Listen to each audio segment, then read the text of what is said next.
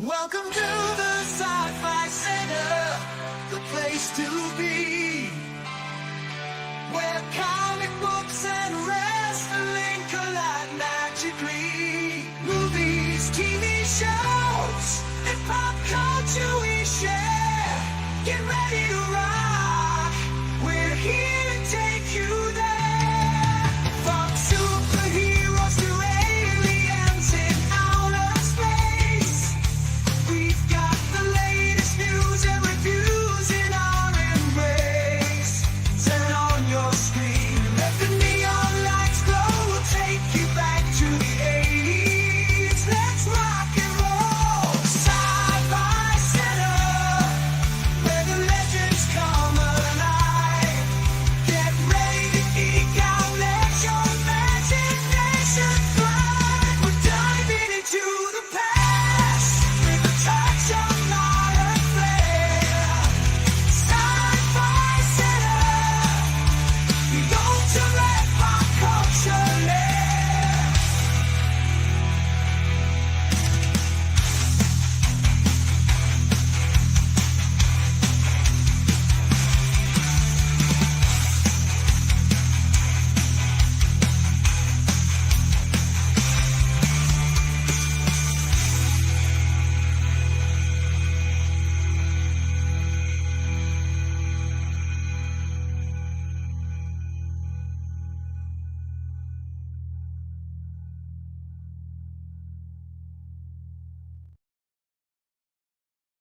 Good afternoon. Happy Saturday. Sorry for the lateness, but it's Saturday and it's been pretty busy. I have customers in the store right now, plus it's Star Trek convention week. And even though I could not make the convention this year because of scheduling and everything else, I have had customers in from the annual Star Trek creation event that's happening literally right down the street at the not San Diego. Oh my God.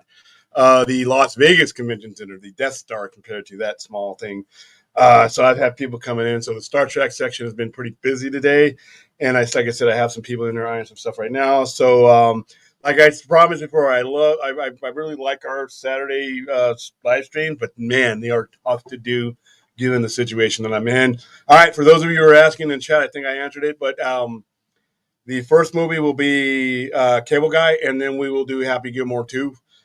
We're going to do it all in one stream, so there'll be no separation. So I'm going to try my best to be with you as much as possible. But like I said, I got stuff going on around me.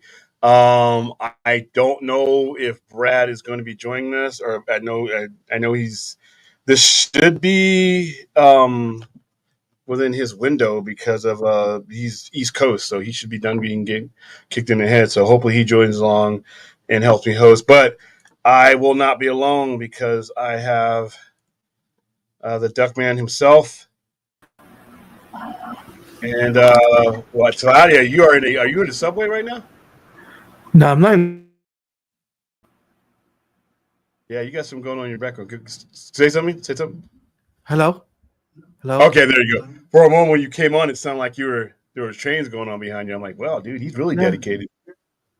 No, How are you, man? Doc? What's that, Clint? Oh, I see the cable. That's hilarious. I don't know. I guess you just type it in. It's always, you know what? Your duck selection might be one of the most entertaining things of this whole damn thing we've been going through. So, all right. So, Aaron has, if you want to go watch, because I don't have another way to watch Cable Guy other than what I mean. The other one is on Netflix, so if we need to do that, we can bridge that stream. But right now, I only have the. I went ahead and bought.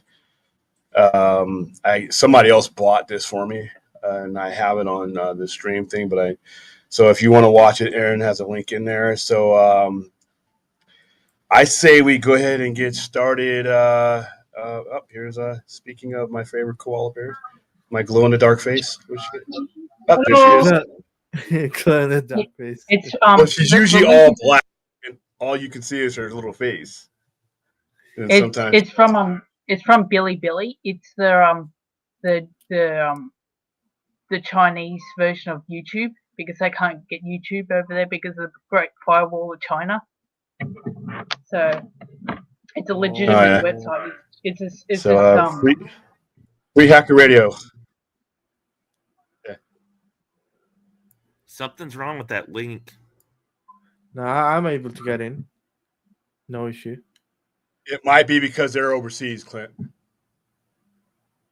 It might not be a link that we can get here stateside.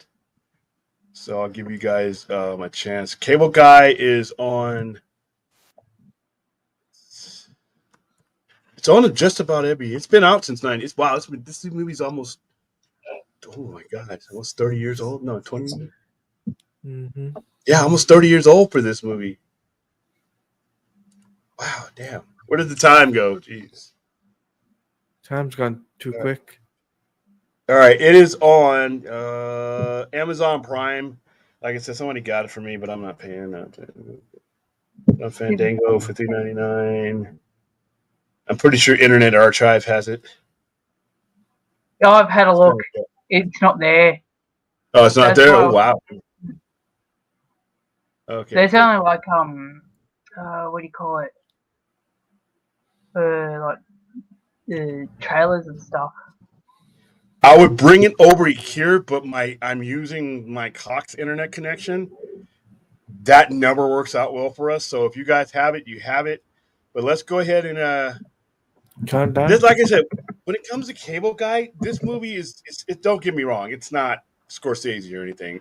But amongst his goofball movies that he did during this era, this one actually is a little bit deeper than you would think. For when you go into this movie, you're thinking, oh, it's going to be just more stupid shit for him, head in a rhinoceros, head out of the rhinoceros ass type of stuff. But then it's like this guy has some issues that are like serious issues that he kind of deals with in a comedic way. But it's not the kind of movie that's like this movie was totally mismarketed, though.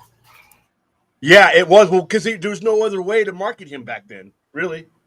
I mean, if you marketed this movie for what it ended up being, I don't know if Jim Carrey's core fans would have gone and seen it, to be honest with you. So, but all right, here we go. Taladia, go ahead and count us down. This movie's an hour and 35 minutes, mercifully. 3, 2, 1, play.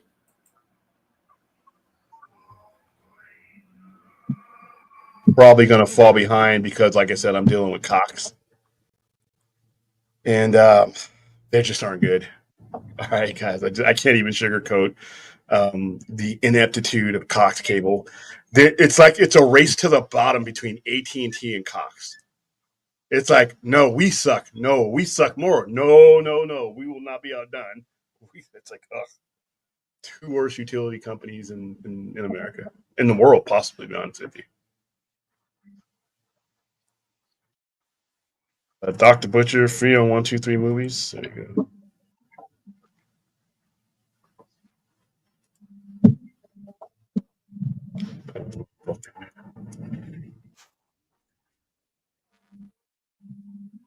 I love Columbia.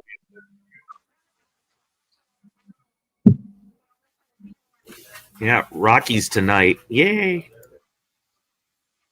You going? Yeah. It is. Wow, it is the first Friday or first Saturday of the month. Right? Dude, it just seems like it's they were the second Saturday of the month. For some reason, they changed it. Oh no, because it was RKO. Half of them went to the convention, the 50th anniversary convention. I know why.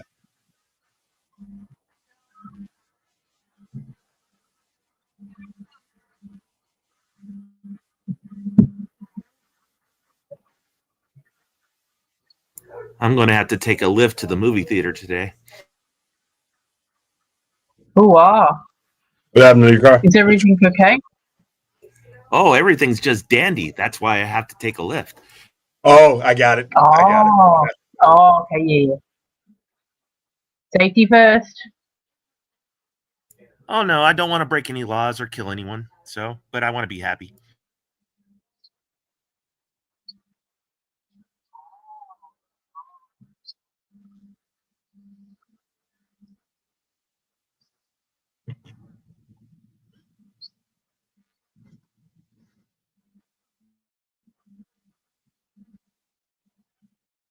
I forgot Jack Black was in this movie. I forget Matthew Broderick is in the movie. Where the hell has he been by this point? The last thing he did. Enjoying the royalties from that one movie, Ferris Bueller's Day Off. Yeah, they show that everywhere.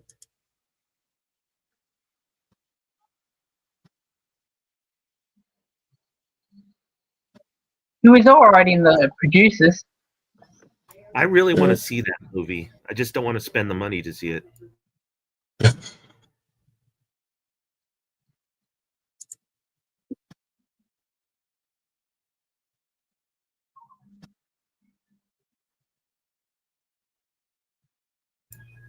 William complaining about how old movies are nowadays.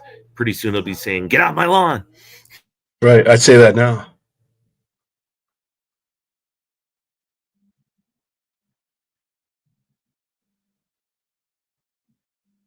Where does this wind come from?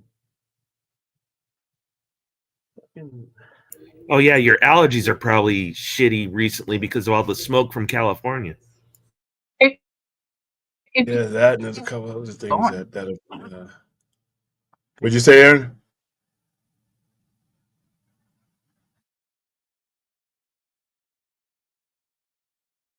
I think she was giggling at the movie. Oh, okay.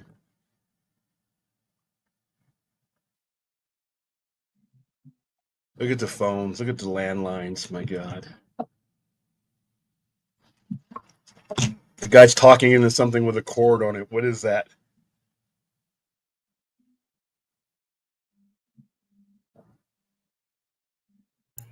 At my grandmother's house, she had a rotary phone.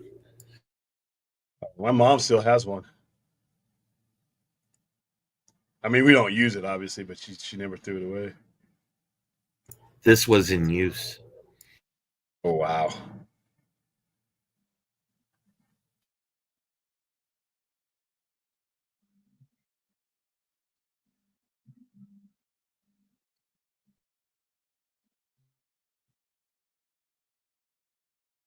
On off the topic discussion, last Strange New Worlds was actually pretty good compared to the first four. I'm behind. I'm 2 episodes behind. That and I'm 4 episodes behind of Dexter. When I get home tonight, I'm gonna binge. I hate binging, but man, I just have not had the time to sit down and enjoy my fucking shows like I usually do. I want to be all caught up by Alien next week because I don't want to. I'm watching. What was that? I'm watching an episode of Wednesday. I'll start on that next week. Is it any good?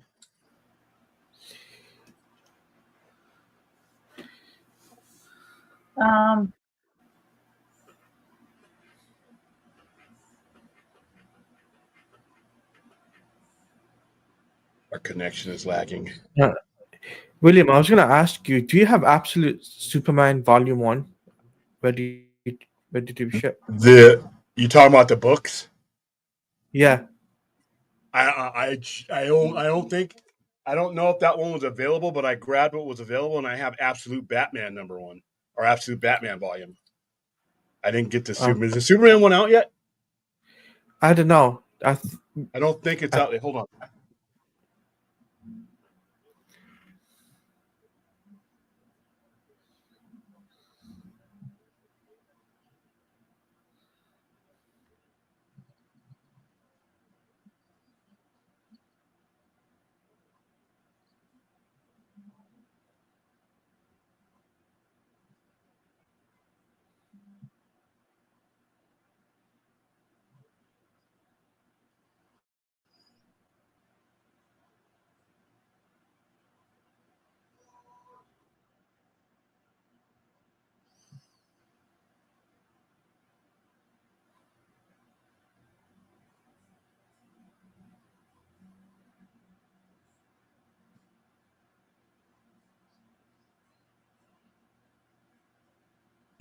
Where you been, Taladia? I haven't heard your accent in a while. I've been real life stuff. What's more important than watching horrible movies? I agree. Howard the Duck. Uh, I- There's the answer. and you know who apparently doesn't agree is the guy right up there in the red Shazam shirt. He's I don't see him. any excuse he can think of to just get off screen with these. There's my Ghana path brother. Yes. Bedrin. Gonapath brother. I think that's going to the audio. Okay, wait, give me a timestamp. Yeah, I can sure can. It's 8 minutes and 5 seconds. Okay, awesome. Thanks. Ghana Snatch. Yeah, it's awesome. It has people doing spinning kicks and awesome martial arts and things like that. It's like, yeah, Can you see the strings holding them up while they're doing the spin kicks? they don't need strings. You know who else doesn't need strings? I don't. Aaron doesn't.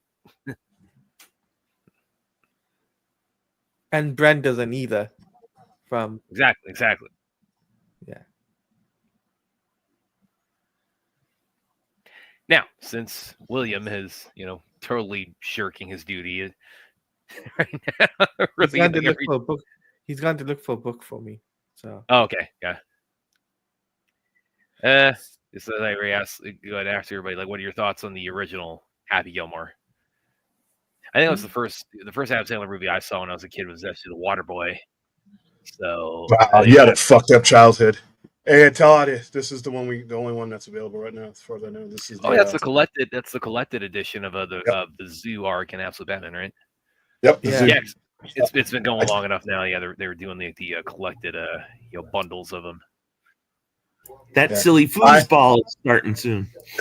Super Bowl. Superman should be either out now somewhere, but I ordered it, but it should be coming in soon, and it'll be the first story arc of that one. But they'll all have the first issue cover on it. That's what was kind of confusing. I wish they would have changed the cover, because this is basically Absolute Batman #1's cover.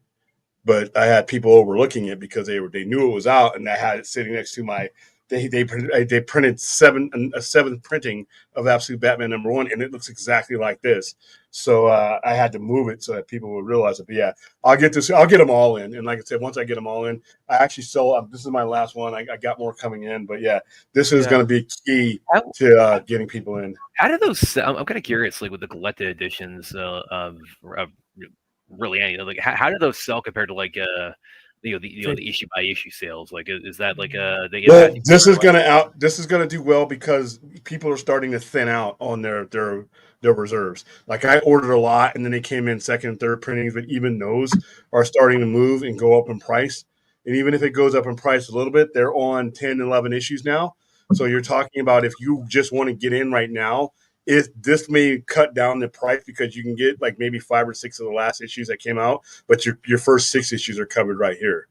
So these actually do well now because the supply is starting to thin out or go up in price. Whereas for this, if you're behind on like you're just jumping in, it makes it easy.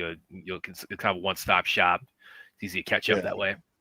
$18 gets you the first arc. Whereas if some people price gouge, some people are not price gouging, but it's more because they had to do more to get them. So yeah, if you're just now walking through my door to get in, and you've been sleeping on this and you want to get into it now, this is what I would recommend. See if you like it, and then once you like it, then you can start investing into the back issues and stuff. So I forgot to mention to you, Brad, I went to see Bring Her Back this week. You saw what? Oh, Bring Her Back. Yeah. Yeah, I think I've Bring heard Her Back. Yeah, what's that all about? Because I've heard. I think I've Yeah, heard it's an Aussie horror, and it's probably the most messed up horror ever, involving children. I was scared. Yeah, I've seen. I've kind of seen that floating around, but I haven't. Is it out stateside? Yeah, it's out in the UK. It's out everywhere in the UK as well. I'll need to look that up. Yeah. Because William probably also got caught up in his end of it, because I actually have seen now Weapons earlier. Yeah, wow, that's cool. a BVOD movie.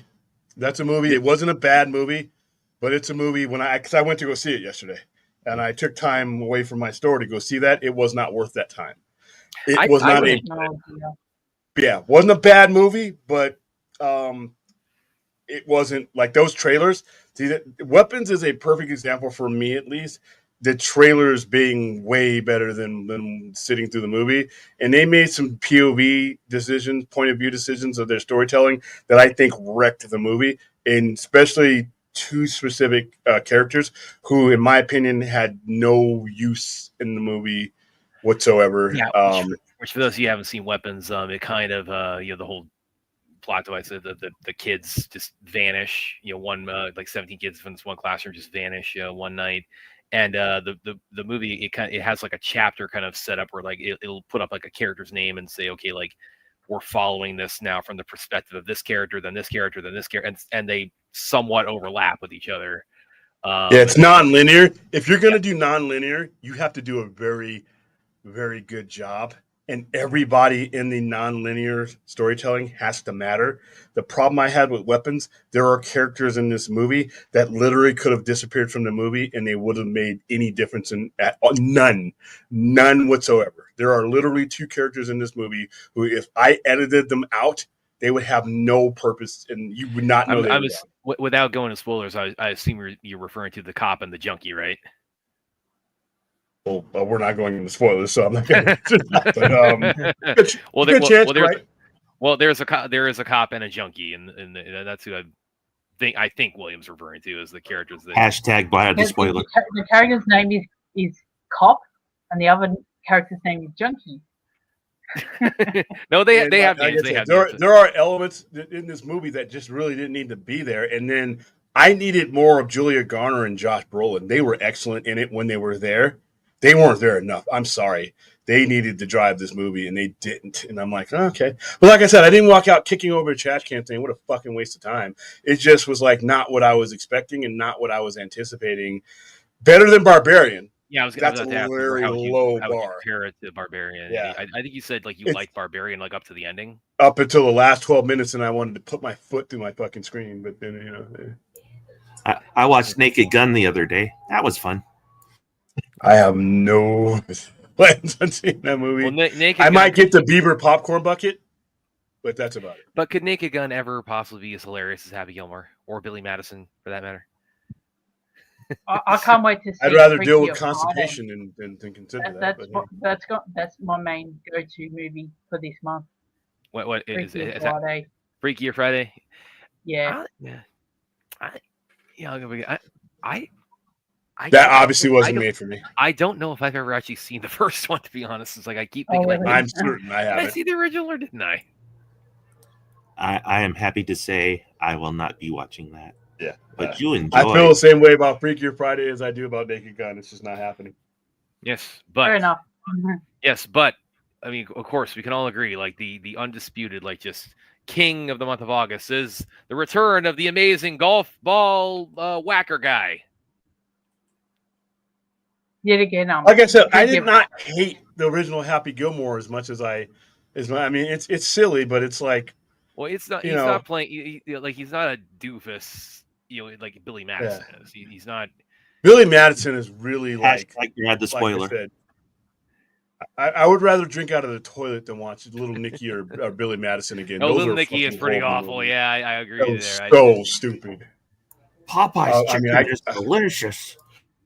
And the people he got to be in Little Nicky, I'm like, Quentin Tarantino is like the apocalypse preacher. Was it Mel Brooks? And the Lord loves you. You make the Lord very nervous. Didn't Mel Brooks play his dad?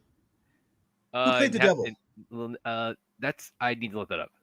That's a good question. I need to look that up. Dave Bautista's in the Naked Gun. Yeah, you told me. Yeah. Oh, who's muted? Oh, Brad's muted. Ozzy Osbourne was in Little Nicky playing himself. Yeah. Well, Prince of Darkness. He has to be there. Well, Happy Gilmore, as we can see from that swing, is out of practice. We're watching the cable guy first. Yeah, what are you watching, Brad? I thought we were watching Happy Gilmore too. Versus you bonehead. No. You You didn't ask Brad's- anybody what we were watching? I thought it was Happy Gilmore. I was under the Look impression at it was the Happy thumbnail. Gilmore. I literally put the thumbnail in the way you would read a sentence, left to right. Okay. Brad's All right, well, I smoking guess I I'll should have have to just go let back. you go. I should just keep going. No, it's not like you're watching one movie is Okay, great and well. the other movie is like, The Godfather or something, All right, I guess I'm going to have to switch over now. Wow, I could have just me, never said anything. That would have been hilarious. me and Clint was pretty much joking on which one are we going to be watching first, and I said, well, it depends. It can go either way. Get it? Yeah. Well, it did go either way, I guess. Okay. Well, then, now that we're all Brad's clear smoking on crack. about it's Jim Carrey, not Adam Sandler, we're watching right now. Actually, when he comes back, I'm actually gonna ask him something I had in my mind that's a little bit more frank. It's not the Brad, You gotta show your Galactus. Totally unassociated with this, but I thought I'd bring some class to this stream. I've had offers. I had to take it off the shelf. That's impressive. I had to take it off of the shelf because people kept making my offers for it, but I'm not ready to give it. So, How much were they offering? more than I want to say on air right now, because if I have to rewatch the stream, I'll probably kick myself for not saying yes. But more than I paid. They're offering you $1,000 for the bucket. The amount I was offered was quite ridiculous, but I bought this for me. This is coming home today. This is not staying in the store. So I'm taking this with me today. So it's just like when people make offers to write belts. Look at that. That thing is the size of a human head. The thing Yeah, is, it's very big. Like I said, William. Huh? I could have gotten that popcorn. Yeah, this one's gonna, like I said, it's gonna sit when I redo when I'm in the process of my never ending redo of the studio at the house. This is gonna sit there with all the popcorn buckets I have, like the Hulk one I have, the Dune one is already there.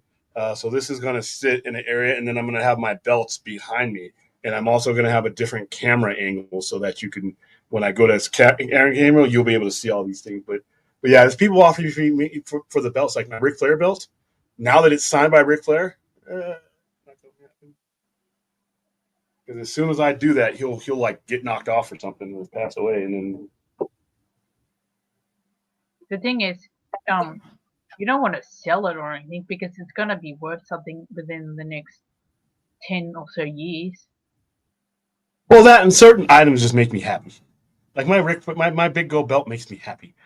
I have some shitty days. I can just look up on the counter and see that motherfucker sitting there. It's like, brings glee to my day.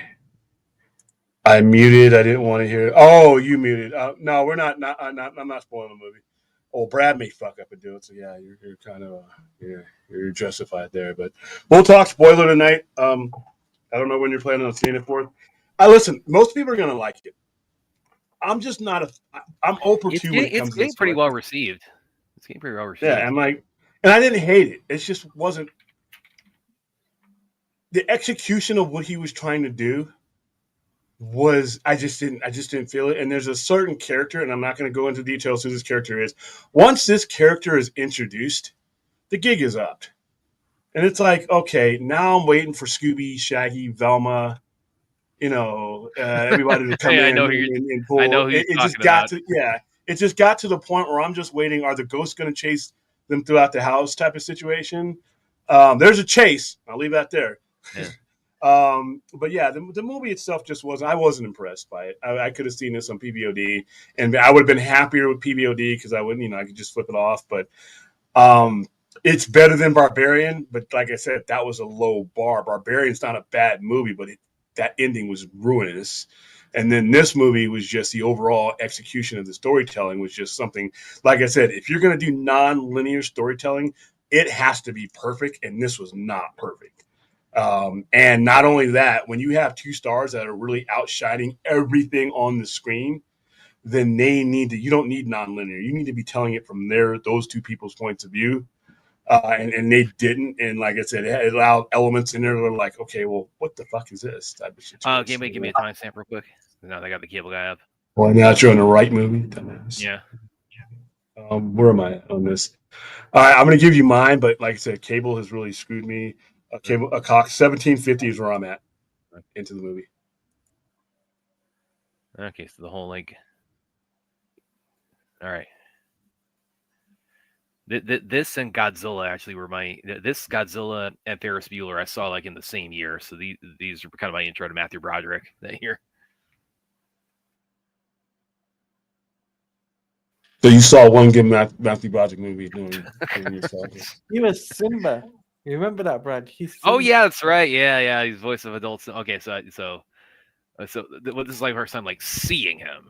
Didn't see Ferris Bueller's Day Off.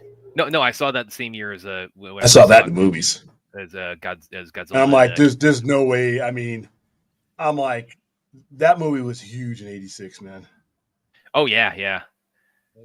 That's that's probably like a. Is that a comedy? That's his movie. Yeah.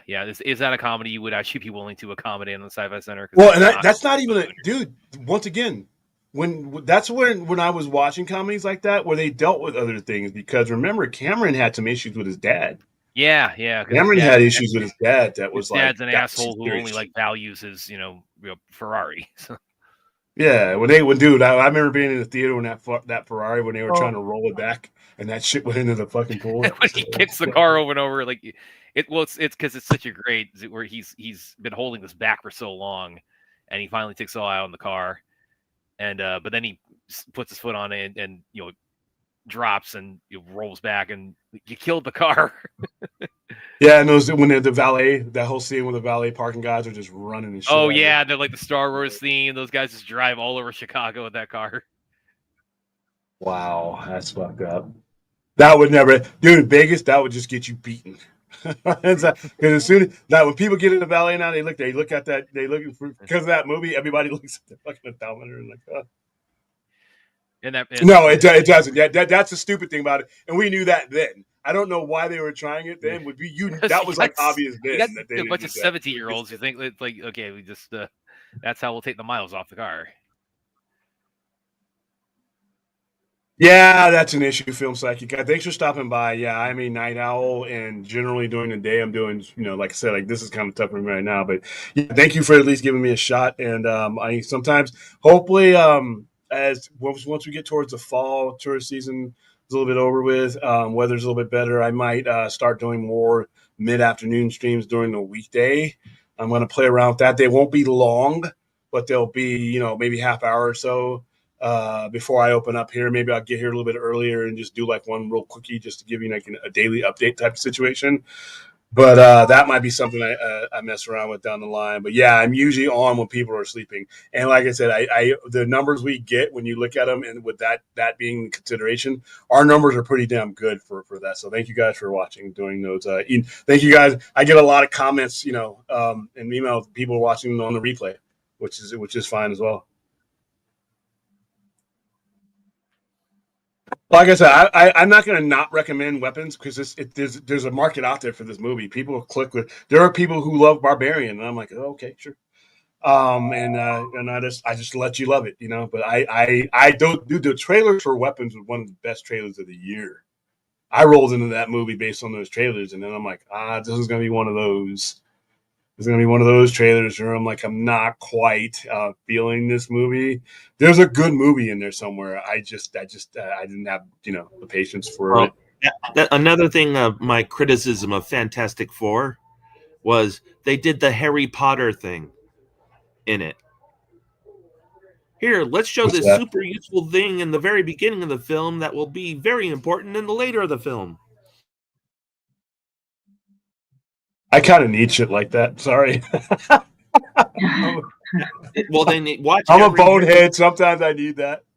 Watch every Harry Potter movie. They do it constantly. Steven, I'm open. Feed me the rock. And runs over Jack Black's ear. Yeah, I really love. I can't wait till the Fantastic Four comes out on streaming. So that should be. I mean, Superman's the 26th. The 25th, I guess now. Yeah, 25th. Yeah. So Fantastic Four, I would guess, 2 weeks later after or so. Which, to be honest with you, I see why they're doing that. I see why. I think that they would have under normal circumstances, put Superman on PVOD or on streaming or on the 15th. But Peacemaker premieres that very week of the 20th. That's perfect. Yeah, That's perfect. I didn't even think about So, that. That's good marketing. Especially yeah. because So I mean, from the way Gunn's taught, Superman may have not only Superman might have an appearance, but it's like he's played up. It's like there's cameos people aren't expecting in this. So it's like, yeah, that overlay is going to probably be very mutually beneficial to them.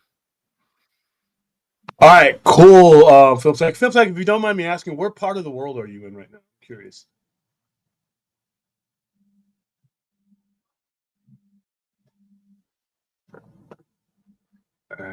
So I don't have too many movies left to come in. For those of you, for those of you who may not know, Film Junkie, he actually, I remember he talked about he actually used to be a cable guy. Actually, I remember during the the release of Snyder Cut period, he would do like he kind of like the podcast. So he doesn't do that so much these days, but I put in a question one time and I asked, it's like, hey, what can you share about being a cable guy? And he said, oh yeah, I got stories like I've been in like houses where like one guy had like moss growing in his toilet, shit like that. So what about a toilet? But he said like when he was a cable guy, he was in one dude's house where it was, I guess, so poorly maintained. The guy had moss growing inside of his toilet. Oh, okay. Yeah, that guy needs a plumber.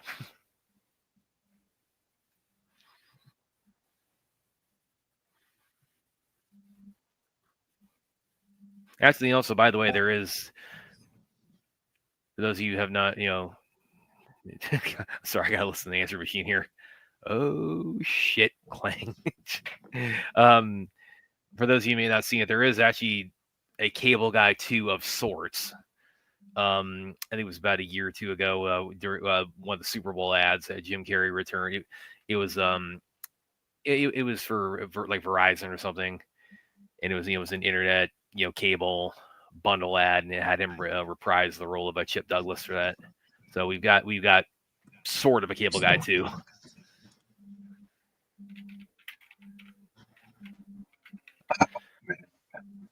I muted Superman, so now I get all these people tagging me and stuff about shit. It's like, this is from a topic you muted. Stop.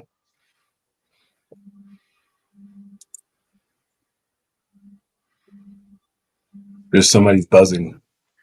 Cable Guy was originally written as an R-rated horror thriller. Well, I could see that. I could definitely see that. Yeah. Well, and it's, I mean, that kind of plays into the reception I got at the time, because I mean, Jim Carrey was really coming off his breakout, and he was the big physical comedy guy. He had was not some of the movies from '94 rushed on here. He had Batman Forever, so he was pretty high on the hog at that point. And then Cable Guy came out, and that was the first kind of I mean, it wasn't like a bomb by any means, but it was the first one he had that kind of got a mixed reception, because it is a darker tone. It had him as a villain, and kind of took him in a direction I guess people weren't kind of prepared for, him playing a cable guy who's a stalker. And the funniest thing about this is, if they would have eliminated the comedic element, it would have been a better movie. Yeah, we lost a lot of you. Probably his internet got Billy back. Yeah, I could see this.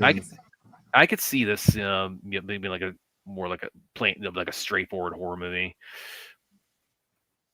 I definitely see that happening. Actually, because I mentioned William, we'll go ahead and read the comment here. Yeah, Fantastic Four to me was my most anticipated movie of the year. It exceeded my expectations. It gave me everything I wanted. Peacemaker, I'm mildly excited for. I don't know if excited, but I'm interested to see where they go. I did not start off as a fan of Peacemaker. The first episodes I thought were awful, but I grew into the series as he had more time to flesh out each characters. And by the time I was done with season 1, I actually gave a shit about what happened to those characters. And that scene where I would comment with the diebeard, when he's when a Peacemaker just keeps making fun of his beard, and then he explains why he does it. And then you look at Peacemaker, he feels like shit now because of how he just really buried this guy for the whole time. and then now you get to see Peacemaker thinking he is should be perceived heroically, and he's not.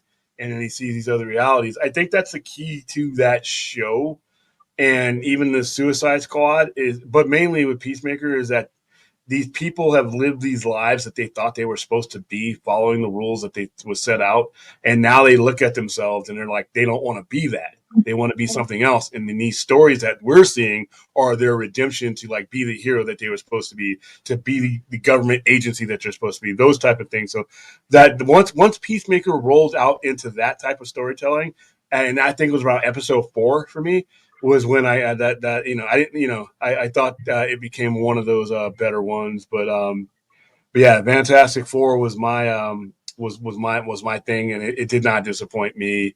I think Fantastic Four, once this is all said and done, especially over the next 2 to 3 years, is going to be probably one of the most important MCU movies that they've done. But like I said, I just think right now with there's so many aspects of Fantastic Four that kept people from seeing it.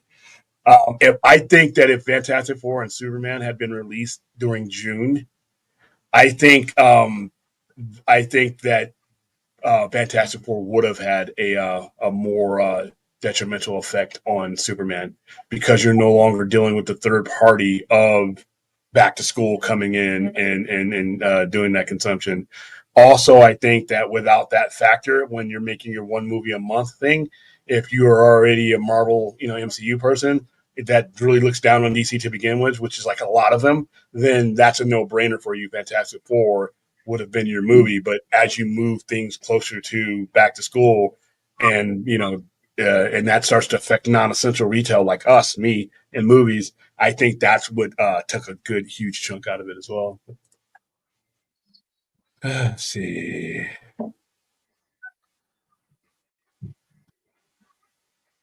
I've heard of Reserve Report. I haven't seen it yet. Paul Blart, the Mall Cop. I only know those about that because of the whole Segway thing, which was a big thing at the time, which was hilarious.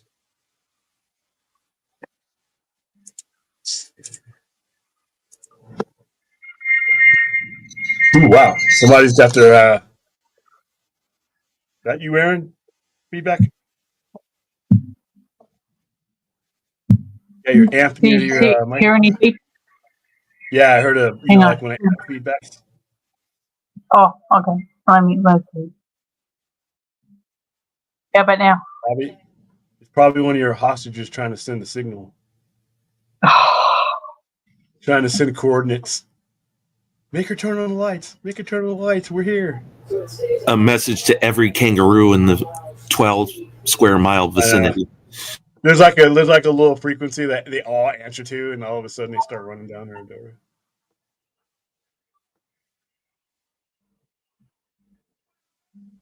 After fighting F4 expected to drive. Well, F4, like I said, it has nothing to do with the movie. It has to do with other circumstances, to be honest with you, because F4 is a better movie than Superman. I'll just say it outright. I liked Superman. I had fun with Superman. Fantastic Four is a better movie. Thunderbolts is a better movie. But you're also losing this week. You're losing that weekday traffic. A lot of these movies made money on that Monday, Tuesday, Wednesday, Thursday, that window where you're available and you're not overlapping with back to school. Once this week hits, you're losing that Tuesday, Wednesday, Thursday traffic like that. Most of your traffic is going to be compressed on Friday, Saturday, and Sunday and matinees. So it is going to drop, but not because people saw it and said, "Oh, that movie sucked," or "That movie was better." No, circumstances. Listen, oh man, I'd never seen it more than any time. Even with COVID, it was because COVID was predictable. You knew everybody was going through it, but now people are starting to understand the financial situation of the world affects everything. Even if you don't live in a certain place, if there's something going on there, trust me, the supply chain is global. Supply chain is global. If your movie made a lot of money overseas 5 years ago, there are things going overseas right now. It's not happening. Back to school is different than this year than any other year for me because of everything is more expensive. You maybe 2-3 years ago, maybe able to get your kids clothing ready and for back to school, but for a lot cheaper to where you had disposable income. Now everything is more expensive. So it's guys like me can the luxury type of situations are getting pushed to the side or getting decreased. You're certain you maybe you have an $80 ticket customer. Now it's a 30 because backpacks, shoes, so that's a reality that I don't see brought up enough, but it's actually a reality.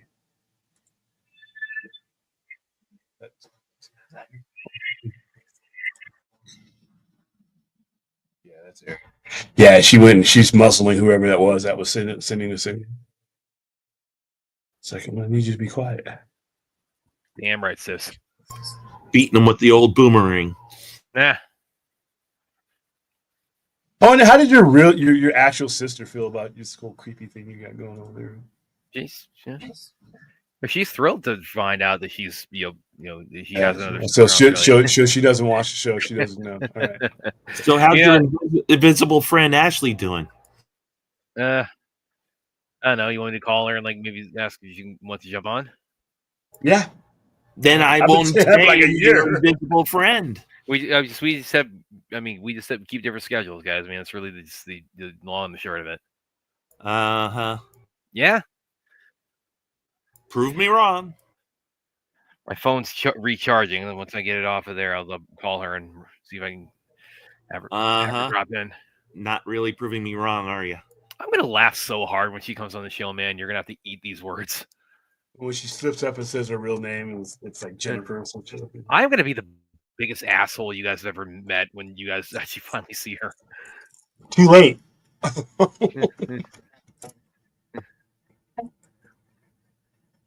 I'm just saying, you keep promising Ashley for now over 2 years. I didn't promise anything. I just mentioned her once, and you question her existence. By the way, I bet William, this is her favorite part of the movie because the way it homages the Kirk versus Spock fight.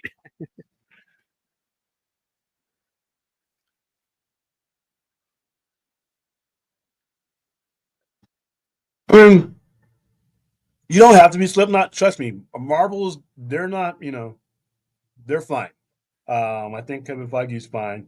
I also think that they understand the situation too.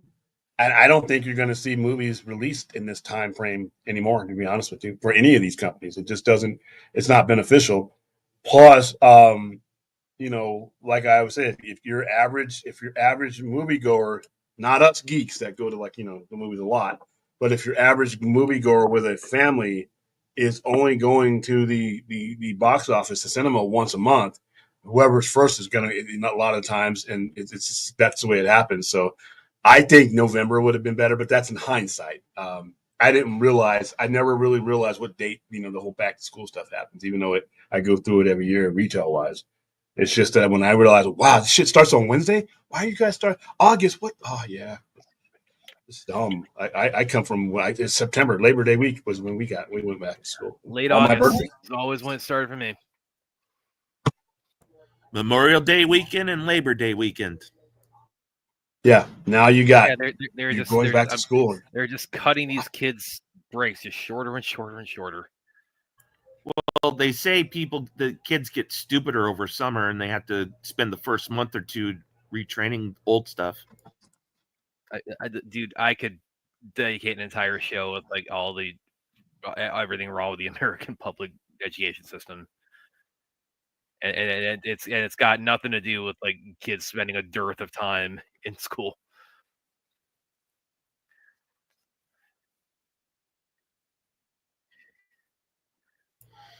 I think pretty simply the American school system's too busy with statistics and not actual, critical thinking and stuff. Just pass the test, move on.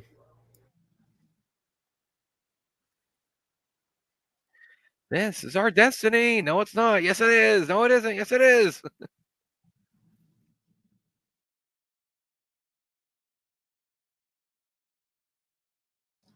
I don't know. Like I said, I don't think there's any of those conversations happening. I think the people who I think they are aware. I think both Marvel and DC are aware of their specific situations and the headwinds.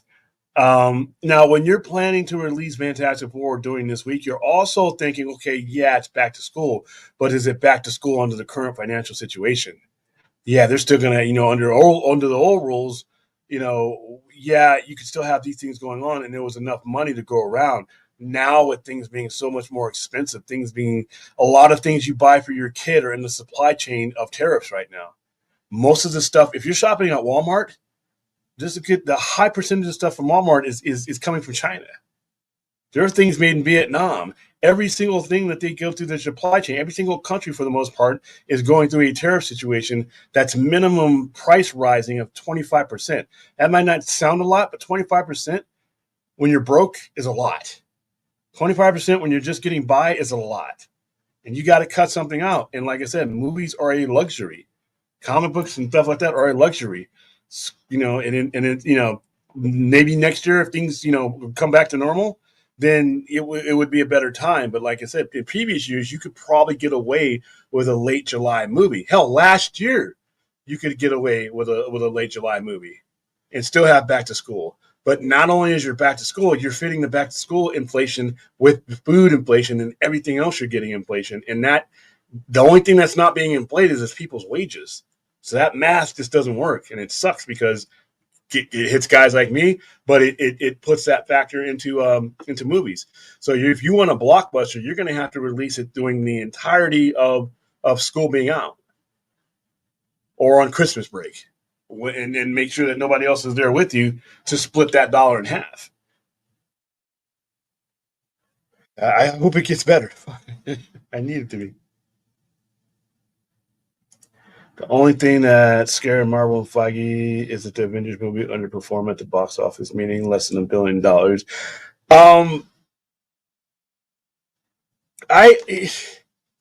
I'm skeptical about this whole $1 billion thing anymore. Not because I don't think these movies can make $1 billion, but once again, how long are the cinemas or how long are the streaming companies?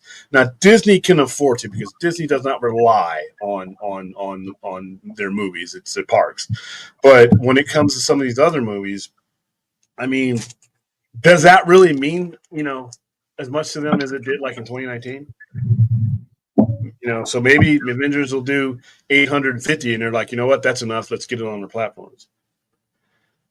I mean, Endgame, was the biggest movie ever made for a little while. So I mean, it's hard to, replicate that kind of impact. Well, plus you didn't have streaming, and you didn't have COVID. You didn't have COVID. I think streaming is a bigger hit than COVID because streaming is that permanent. That also like the rise of that or what that's become. It's like that's also kind of an offshoot of COVID. Well, I think COVID sped up what we will eventually be at. It's like COVID opened up the door and let you peek at what the convenience and the money, and then that door's not getting closed again. So now you have the option of if I only have a certain amount of resources, I can see this movie in 3 weeks, 4 weeks on here, and I can see this movie now. So you have your cake and eat it too. Yeah, one of them is going to be at your house and not a cinema. But you know what?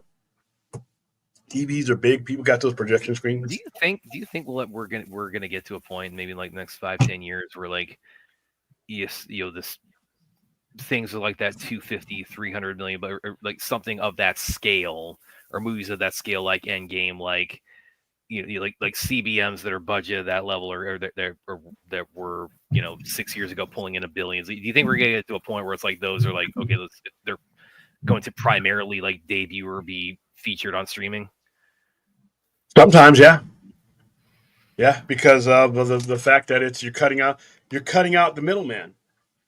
I mean, people think that the studios exclusively care about the cinematic experience. Sometimes they do, sometimes they don't. But if it's all about profit. It's all about coming out ahead. Yeah, and studios only on the dollar signs. Yeah, if you can eliminate that 35% that they have to give to the box office, they would do it. But at the same time, you're doing a balancing act because the prestige of the box office and having that movie in there, like Superman is going to do, Fantastic Four are both going to do well on streaming because of what they did in the box office. It gives them that profile.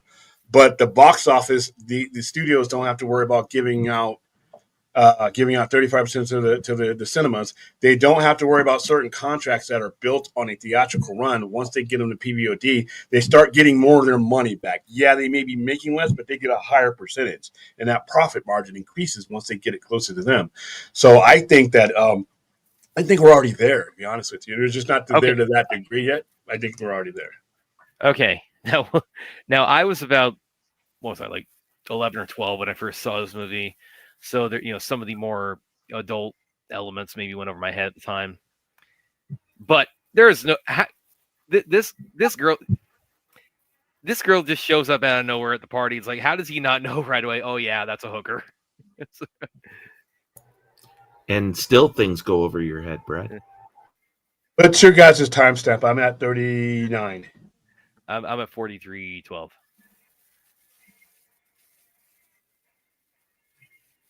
I mean, really, I'm not asking that rhetorically. I'm not trying to be like a pig here, but like, really, I think that really should have jumped at him. It's like, okay, this is Chip's. I mean, Chip throws this huge karaoke party. It's like,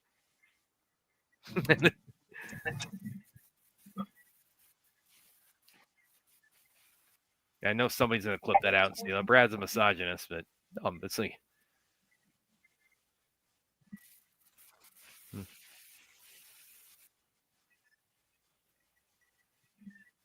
Why would anyone do that, Brad? Oh, it's the internet. That seems an awful lot of work for not a lot of gain.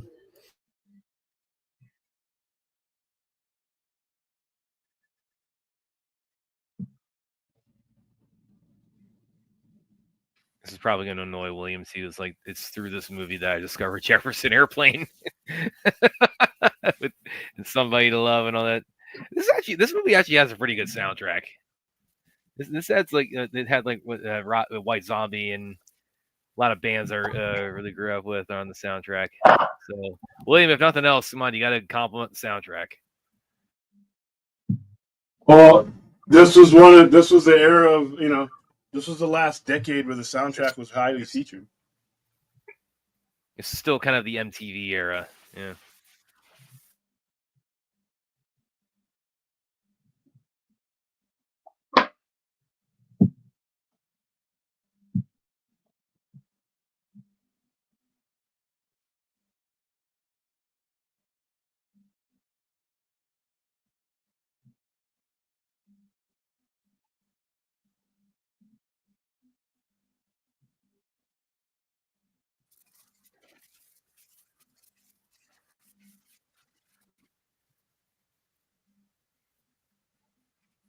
Yeah, this is kind of what I'm getting at here. It's just like, I can barely hear you. Let's go talk in the other room with this woman you've known for about 3 minutes.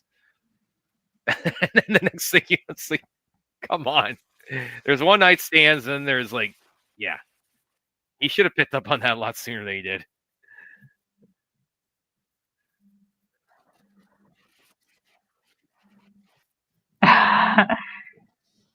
Oh.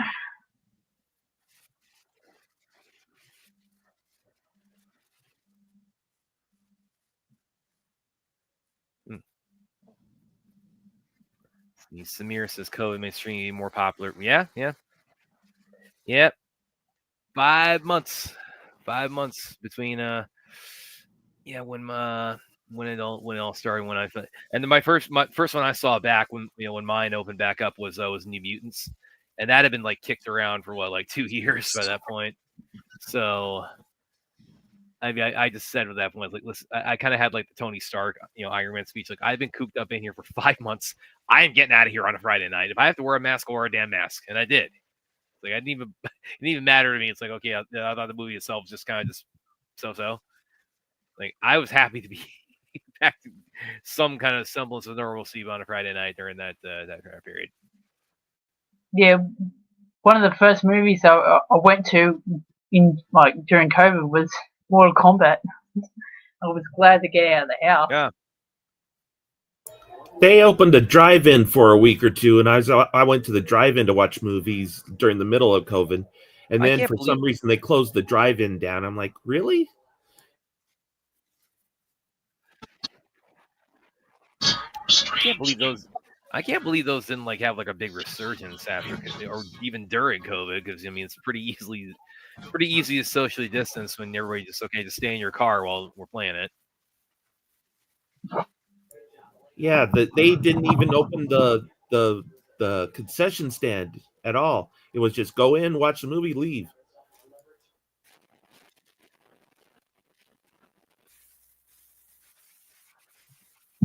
We have Or so one. they. Sorry, Yes, you go. You on? I'm just saying we have a really nice drive-through out here in Vegas, or drive-in in Vegas. It's like 10 screens, radio Oh, wow. broadcast to your car.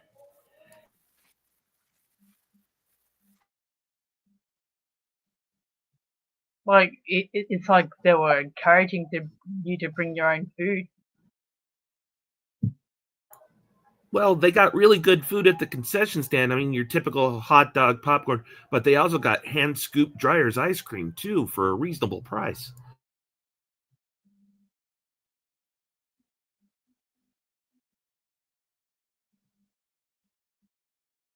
Even talking about it makes me want to go for a strawberry mint chocolate chip ice cream cone.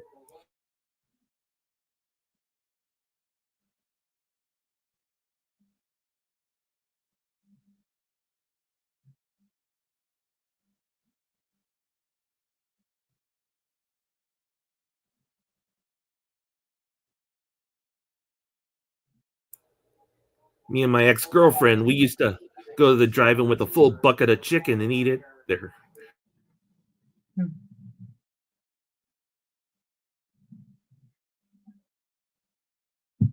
From KFC. Of course.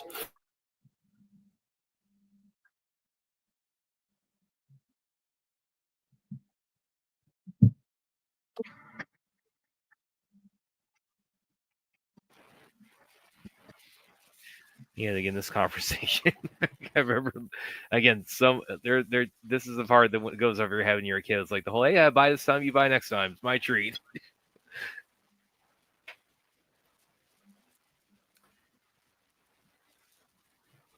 You don't pick up on like what all that means until you're a little bit older.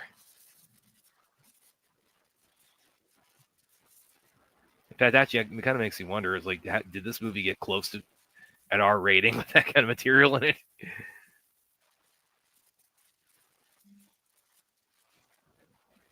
Shoving him out the door, and he still has the juice and the sweater.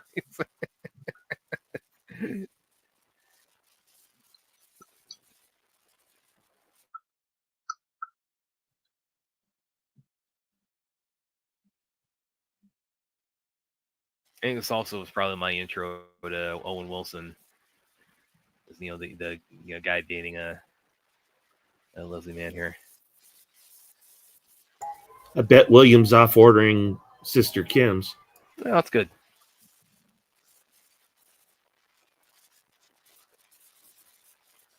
It's good.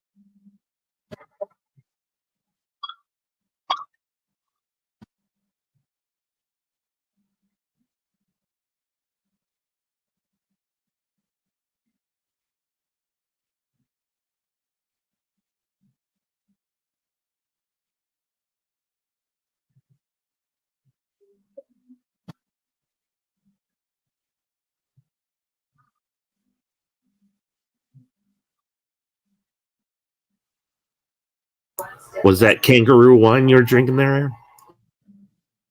Oh no. There's a cup of tea out of my Lakers mug.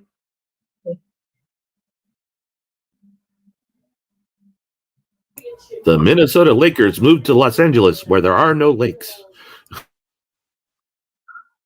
And then the Houston Oilers moved to Tennessee, where there is no oil.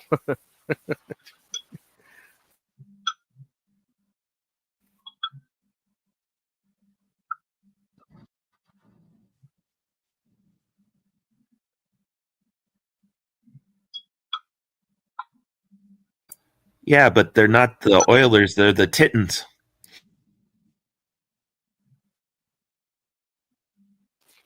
I was actually living, that's when my family was stationed at Fort Campbell, which is about like 70 miles or so from Memphis. So I was kind of in the neighborhood when they moved to Memphis.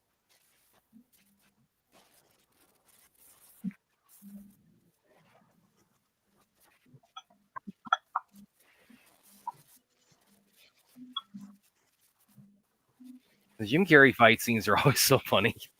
Like, imagine if, like, had some like legit training. And it's like then he'd do like Kung Pao with Jim Carrey. That'd be awesome.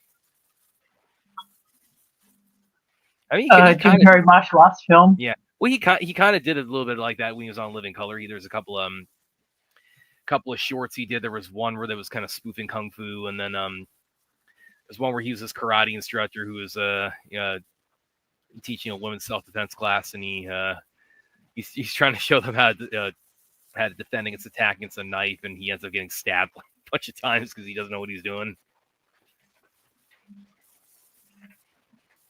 You know what I love? That movie, Beverly Hills Ninja. Beverly Hills Ninja, yeah. Yeah. That was like I think one of the last things Chris Farley did before he passed away. Hey Google. That was Robin Shaw, right when he was coming off of Mortal Kombat. I know about Kung Pao Chicken. Okay.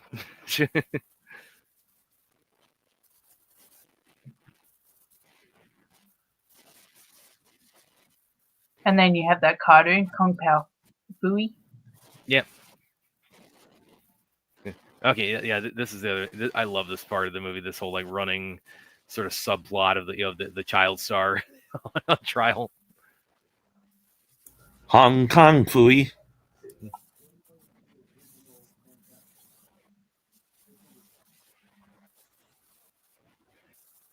William probably remembers that one.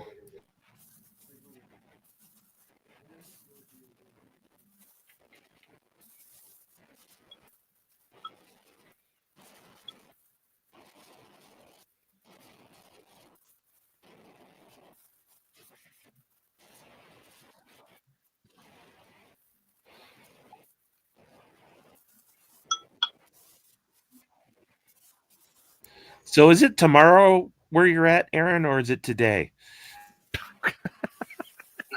The question is that: is it tomorrow? Is it today? Is it yesterday or is it? Yeah.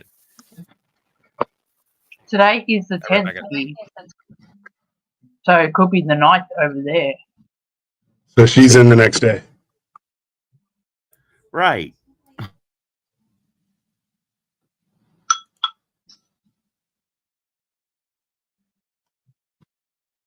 See, for all us Americans in our education system, all time frames are only American.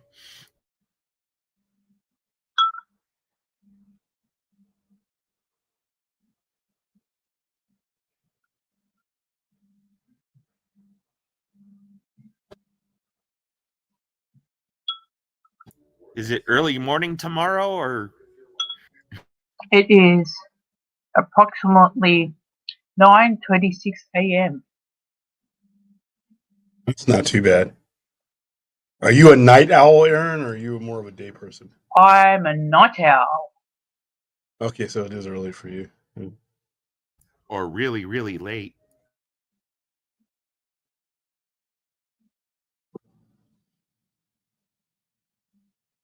Usually I'm dead asleep right now.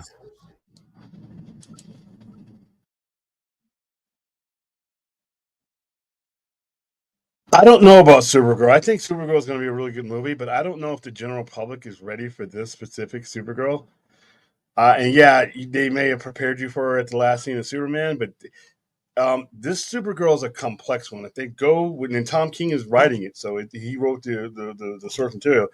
This one's a deeper.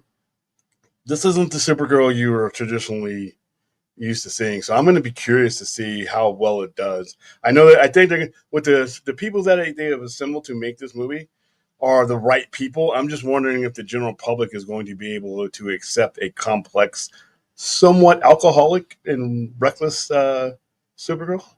Really interesting to see. Correct me if I'm wrong, right? She reminds you of Red Lantern, Supergirl. A little bit. A little bit more That's vulgar than the rest that's of. the vibes that I was getting off when I was watching it. Yeah, she's a little bit more, like I said, off the cuff. Um, just she's got a lot going on in her head. And I wonder if in the movies they'll eventually make Guy Gardner a Red Lantern. Oh, they got a long way. They got a long way. I mean, we may be years from seeing anything other than green. Oh, I know. Because that was my favorite interaction with like the whole Guy Gardner. I preferred him as a Red Lantern than a Green, personally.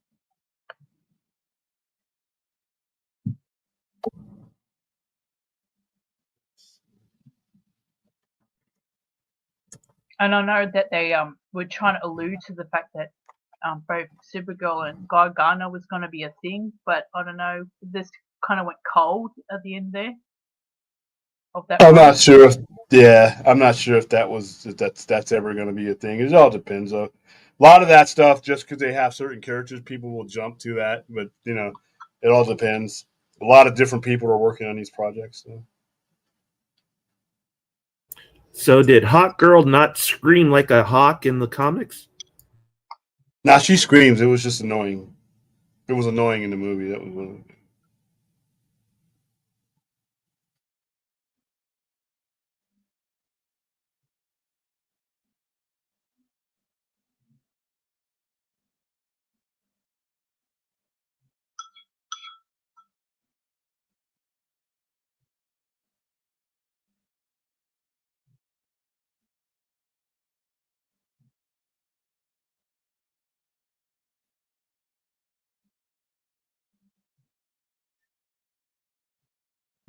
Are the platypuses in Australia also? Platypuses? Yeah, it's a native animal. Just got to remember American education and flying of the friendly skies. Hmm.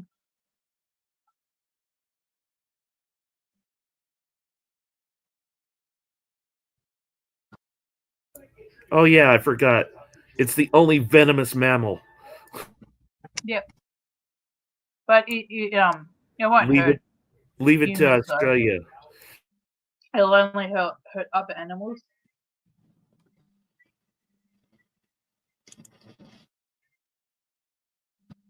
Everything venomous in Australia.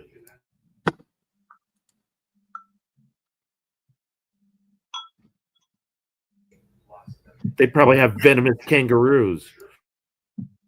Vampire No. kangaroos.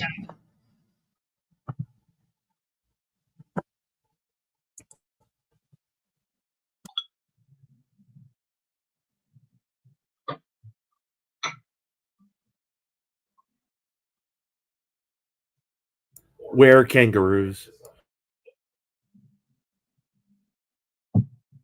Well, that could have been a thing on True Blood.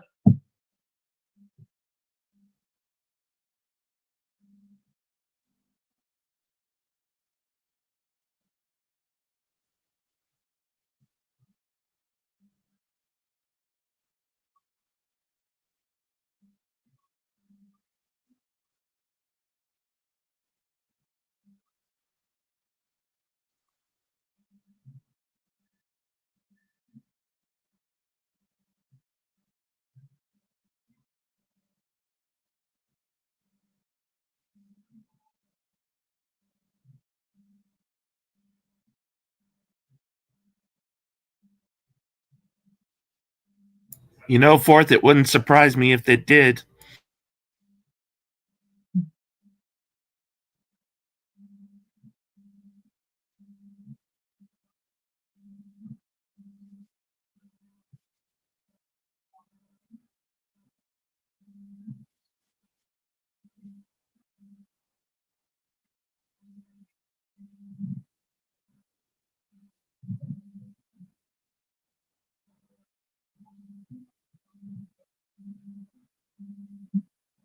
Oh, fourth, talk about David Lynch. He's been cancelled online last night. Yeah, I saw that he got got some stuff brought up. So it's like, yeah, like as I saw your input, like, oh, cancel from Beyond the Grave. Yeah. You know, thing you do. I look at that crap as if you haven't messed up in your life, why cast aspersions on others? You're trying to reach isn't available. Yeah, I was trying to call Ashley, guys, to see if she can come on. And she might. Oh wait. Yeah. Hello, Ashley. Hey. So I'm on a watch party right now. So who's your hostage that you have tied So up in this the is back this on is the phone? me right here, guys. Ashley's number. So Ashley, can you confirm to everybody that you're not somebody I'm hiring to pretend to be my friend? That you're actually real.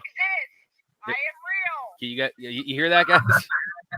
Don't Not show her real number on until we the see her on screen. screen. Do you want me, Ashley? You want me to shoot you a streamer link? You want to hop on? Let's say I actually see your face. Yeah. Hold on. Let me get to my computer. Okay. Actually, can I do it on my phone? Yeah, you do it. Yeah, Can she come on, you can do it on my You're phone. more technologically sound than Brad is, yeah. Can she do it through a phone, William? Yeah. Okay. Yeah. All right. I'll text Do you a it on StreamYard link. do it on and, your you phone, and then put the screen up to the camera. I can't stay on for. Well, no, he can send her a link and she can just come that's on. cool. That's cool. I just want to like because Yeah, shoot it to me. all right, just a second. All right.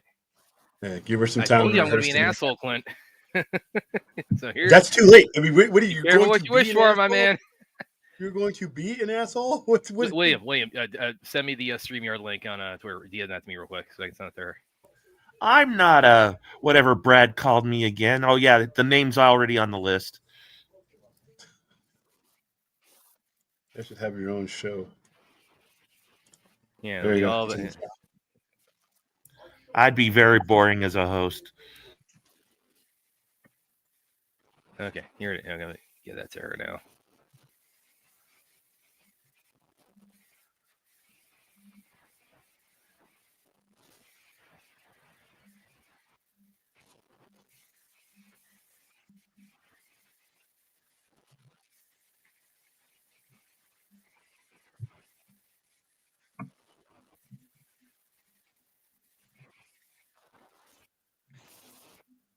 I'll put the system on trial.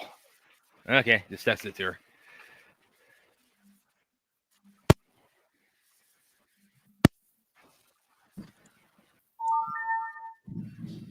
Let's see if she's gonna be on in a second here. Let me see if I can get Mike too. Well, Mike, I know exists.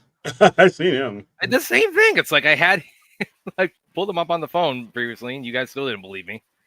By the way, don't aim the phone with her number at it on the screen again, dude. Oh Yeah, I saw that. I'm like, what are you? Oh yeah. See, smoking? here's my non-existent hostage friend that Clint is. Yes, I do exist.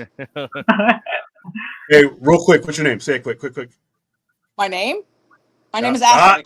That's not her. No, I'm just kidding. Blink twice if you need help. I was waiting for you to say something like Jane or like Kim or something. Jane. So I've mentioned you on here multiple times, Ashley, and they keep telling me it's like, no, she's someone. Nope, I'm real. I'm just. Well, it's more Busy. astonishing to me that he has friends than the fact that you do. Ouch. So this is William. This is the dude I've been streaming with for a while now. This is Clint, the duck guy right there. And All those names on my list, by the way, Ashley, are all names he has called me. and this is my long lost baby sister from Australia, Erin, right down That there. was not his sister. And Nice also, to meet you. and fellow recovering Joss Whedon fan as well. So Ashley, we will never recover. We will never recover. That Yeah, betrayal that's right. never ends. Are you one of the people who is responsible for taking Brad to see Scary Movie 1 through 5? No, she's not. No, I actually appreciate my brain. Yeah. So I know that's hard to believe because I willingly sat through 50 Shades of Shit. Oh, guys, you'd love it to listen to Ashley's 50 Shades or Twilight rants. Ashley, have you got your tree up already in there? Dude, I've never took that shit down. I'm lazy. I love Oh, Christmas. It's gonna be Christmas year round. No, and here's Saladia's back again. Yeah. Or most people Sorry just about flip on the mic. Like Christmas is great. Yeah, totally agree. 100% with you. But yes, I wanted to finally drop the mic on Clint. What are you guys watching? We're doing like the cable guy, and these, by the way, these are all because got donations there, AFSP and things like that we do on here. So William's only agreeing to do this because people donated. So it's cable guy and Happy Hey, it's Gilmore. it's to a good cause. So Brad says all those words when all you had to do was say Cable Guy and Happy Gilmore. That is true. Why I need to give explanation so Ashley doesn't get the idea. You ever read one of his articles? Come on, you're not getting minimal words get out of that, the dude. idea. She can get. Read one of his articles. We used to talk through his articles before he wrote them. Oh yeah. Oh my goodness. That had to be like an hours long. Well, you got to remember, he's good cop. Our friend Michael is bad cop. I am worst cop. Yep. Totally. Especially. It sounds like a dissertation from William about Blade Runner. Actually, hold on. I'm gonna see if I can get Mike on tonight, real quick. You can't. He's at a barbecue. Oh, damn it. Okay. I talked to him earlier today. That's how I know. Your friend's shit. actually Okay. outside enjoying life instead of pale in front of a screen. Hey, wonderful. Well, hopefully, because I need to text him today because I saw the text you guys Hey, sent me about shit. There's nothing wrong with being pale in front of a screen. It is my goal to be as pale as possible. Oh, when I first started, I don't like the sign. Brad. We got pale in front of the screen. We got pale in front of the screen. I used to think pale in front of the screen. during COVID I looked a lot paler when I was doing interviews from. Claudia does not count, even though you can't see him. He is not. I hate to say it, Brad, but you have always been kind of pale. No, really, it's like when I was. Although I have to say, looking at you on the screen, you look paler than you actually are. Is his head really that big in person? Because I'm seeing the shoulders, and I'm like, I wonder if the camera warps. If he stands all the way up, he's actually fairly proportional. Yeah. Oh, okay. From all the kicks in the head. I don't know if the camera. All the swelling. I don't know if the camera really fully. I mean, Ashley can attest. I'm actually fairly built, so. Yeah. Yeah, he makes sure that we know that he's in shape. It's like, I mean, I never. Really again. Well, it all depends on what your version of in shape is. My version of in shape is Benedict Cumberbatch in a twig, so. No, that's your version. That's definitely not me. No, it's definitely not Brad. I'm a little bit closer to who can I? Who are you close to? That's a really good. Ozzy Osbourne. No. Hey, R.I.P. R.I.P. Yeah. Oh yeah, we did a whole show. Trust me. Who can I'm still mourning. Who can I make a comparison to where it doesn't sound like I'm self-aggrandizing myself? I don't have to get back to you on that. No one. There's no way. There's no Which way. is why, Brad, this is one of those questions that you can't answer. I have to say it. Okay. Just like whenever we're talking about Kat Dennings, I have to say it. You can't. If you say it, you're a dick. I can say it. But what about her? I think he's got a great fucking rack. I wish I had her rack. See, he can't say that. I should have told you guys that Ashley has no filter. No, I don't. I'm sorry. You didn't tell them that? What's wrong with you? Hooray, no filter. I've mentioned it in passing a couple times. Actually, Brad needs a word filter. So, Ashley, probably a good story to share with them, particularly William will enjoy this, is when we saw The Crow last summer and how that was horrible. Well, no, but we you saw the what? The Crow, the new Crow. Wow. And we were out in the parking lot for like a half hour after that, just totally picking it apart. Yeah. Well, we usually do. We'll go see a film and we'll just sit there and we'll just be like, what did we see? We're also the jerks in the movie that never shut up. Yeah, that's us. Yeah, but this time was different because it's like we walk out there and we just stood there going, I can't believe it was that bad. Yeah, because we just couldn't stop. It just set us on like this whole rabbit hole of like, yeah. So no, let me give them backstory. part of this. So y'all know Brad. So y'all know he's a lot nicer than I'm sure I am been described, which is fine because it's true. So we're Well, in so this far theater. you were an imaginary person until now. Well, we're in this theater, dude, and I'm normally the one yelling at the screen saying dumb shit because this movie is making me angry because they're doing dumb things. So in this movie, it is not me. This is a slight spoiler.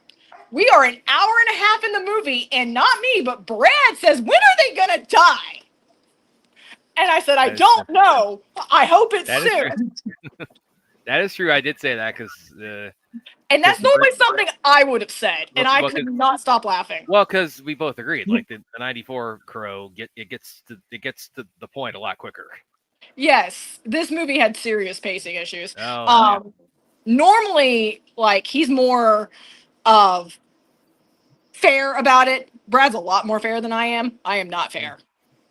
yeah, good And the compliment. downside of that is that I come from a background of film criticism in an academic sense. And unfortunately, sometimes I approach things that way still. Sometimes it's helpful, sometimes it's not. So I am usually more critical.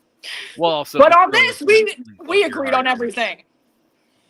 What the So, Crow is Ashley, also really near and dear to your heart too. You know, it just on a this is personal from level. Fourth. Did you ever attend one of Brad's women's self-defense classes? you You beat the crap out of Brad. No, I actually suggested he take them. Wait, you suggested I take? Remember when you were talking about different classes, and I was like, "Yeah, you should take that." My The woman self-defense class? No, I thought you were talking about your gender studies class. My bad. Yeah. What do you No, mean? I'm talking about beating the crap out of Brad. No, when you actually talked about prosecution. when to maybe try something, but yeah, she has not thus far. No, not yet. No, I have not. Yeah. No, I thought you meant your gender women's studies classes. I never. Whoa, I that's never way took too deep for us. That was you. You took one. But that was like what 15 years ago. So I have a memory. I mean, I barely remember like what the discussion. Oh, what other embarrassing about stories one class I did took in you college say, Ashley? ages ago? Oh, I'm sure if you give me a moment, I can think of a lot of embarrassing stories, but Inquiring minds want to know. a lot of mine, some of them are my embarrassing stories. Brad, do you remember way back when we were first meeting and you were doing that? You and Michael were both doing, I guess, for your taekwondo or club, and you had me break a brick, and I'm like, "There's no way I can break that." Oh Brad yeah, saw me, yeah. He's like, "You can do it." Yeah, it was for the for the big festival we'd like have every fall, on campus, and we would have a booth out there for that, and Yeah. We bring boards, like have people that come by. It's like, okay, you want to take a shot at breaking a board? And yeah, people really get intimidated by that if they haven't been They trained. do. Yeah. But that was actually, we were still getting to know each other at that point. God, we're old. Yeah, we were both about like 21 then. Yeah. What's the timestamp on this movie? I think it was like the good old phase.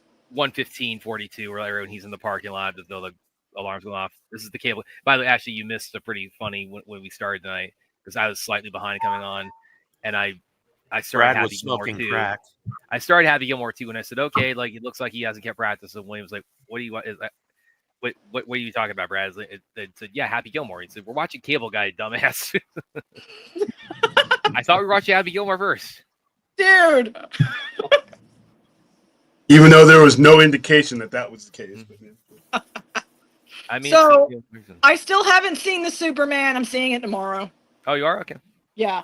Yeah, we've been talking. I mean, that's definitely been a big topic of discussion on here that we've had a lot.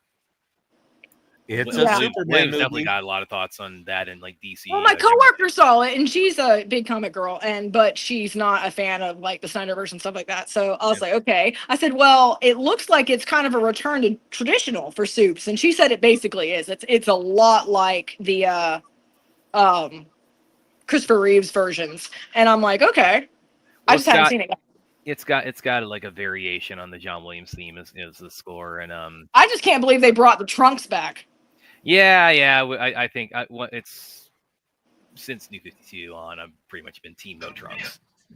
I'm at this point very much. No, I still think Snyder did the suit better. I'm sorry, but I did. And by the way, Ashley and I, we've had very spirited debates about the Snyder. Yes. He was like, But funnily enough, she actually ended up really enjoying Zack Snyder's Justice League. Yes, I did. I did. Still hate BVS. Sorry, not taking it back. And you're kind of 50-50 on Man of Steel. Yeah, I am 50-50 on Man of Steel. But yeah, when all is said and done, yeah. And I think we can all agree that the theatrical version of the Justice League is a travesty. With the whole first thing you see is that glorious mustache chase. Oh my god. Or turning the Flash into a perv, whatever. It's totally fine. Mm-hmm. Yeah. Yeah, it's totally what Barry Allen would do.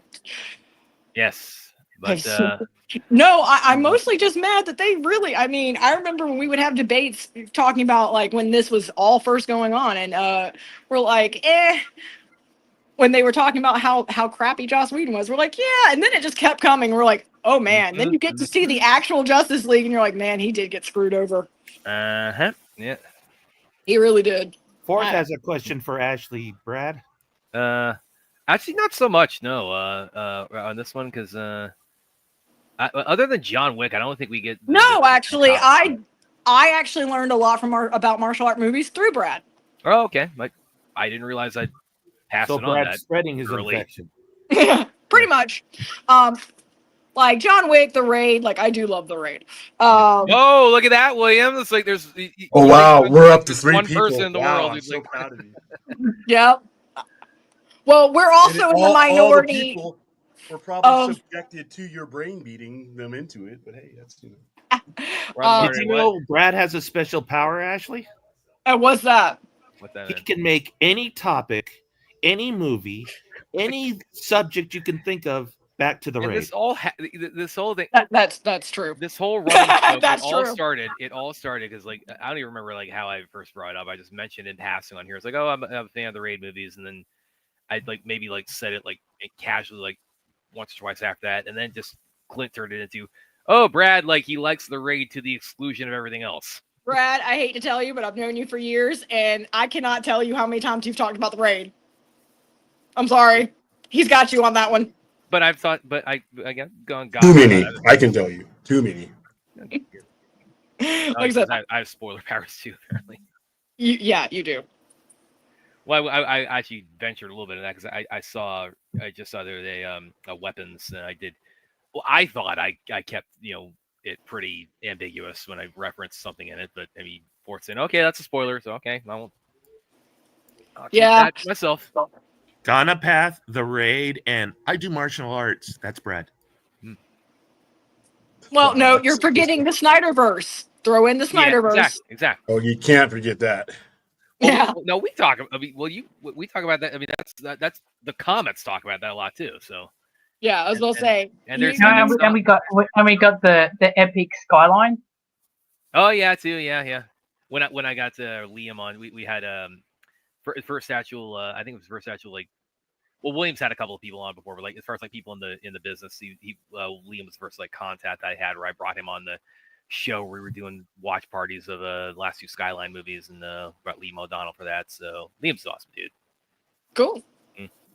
But yes, I do not have spoiler powers. I just No, he kind of does.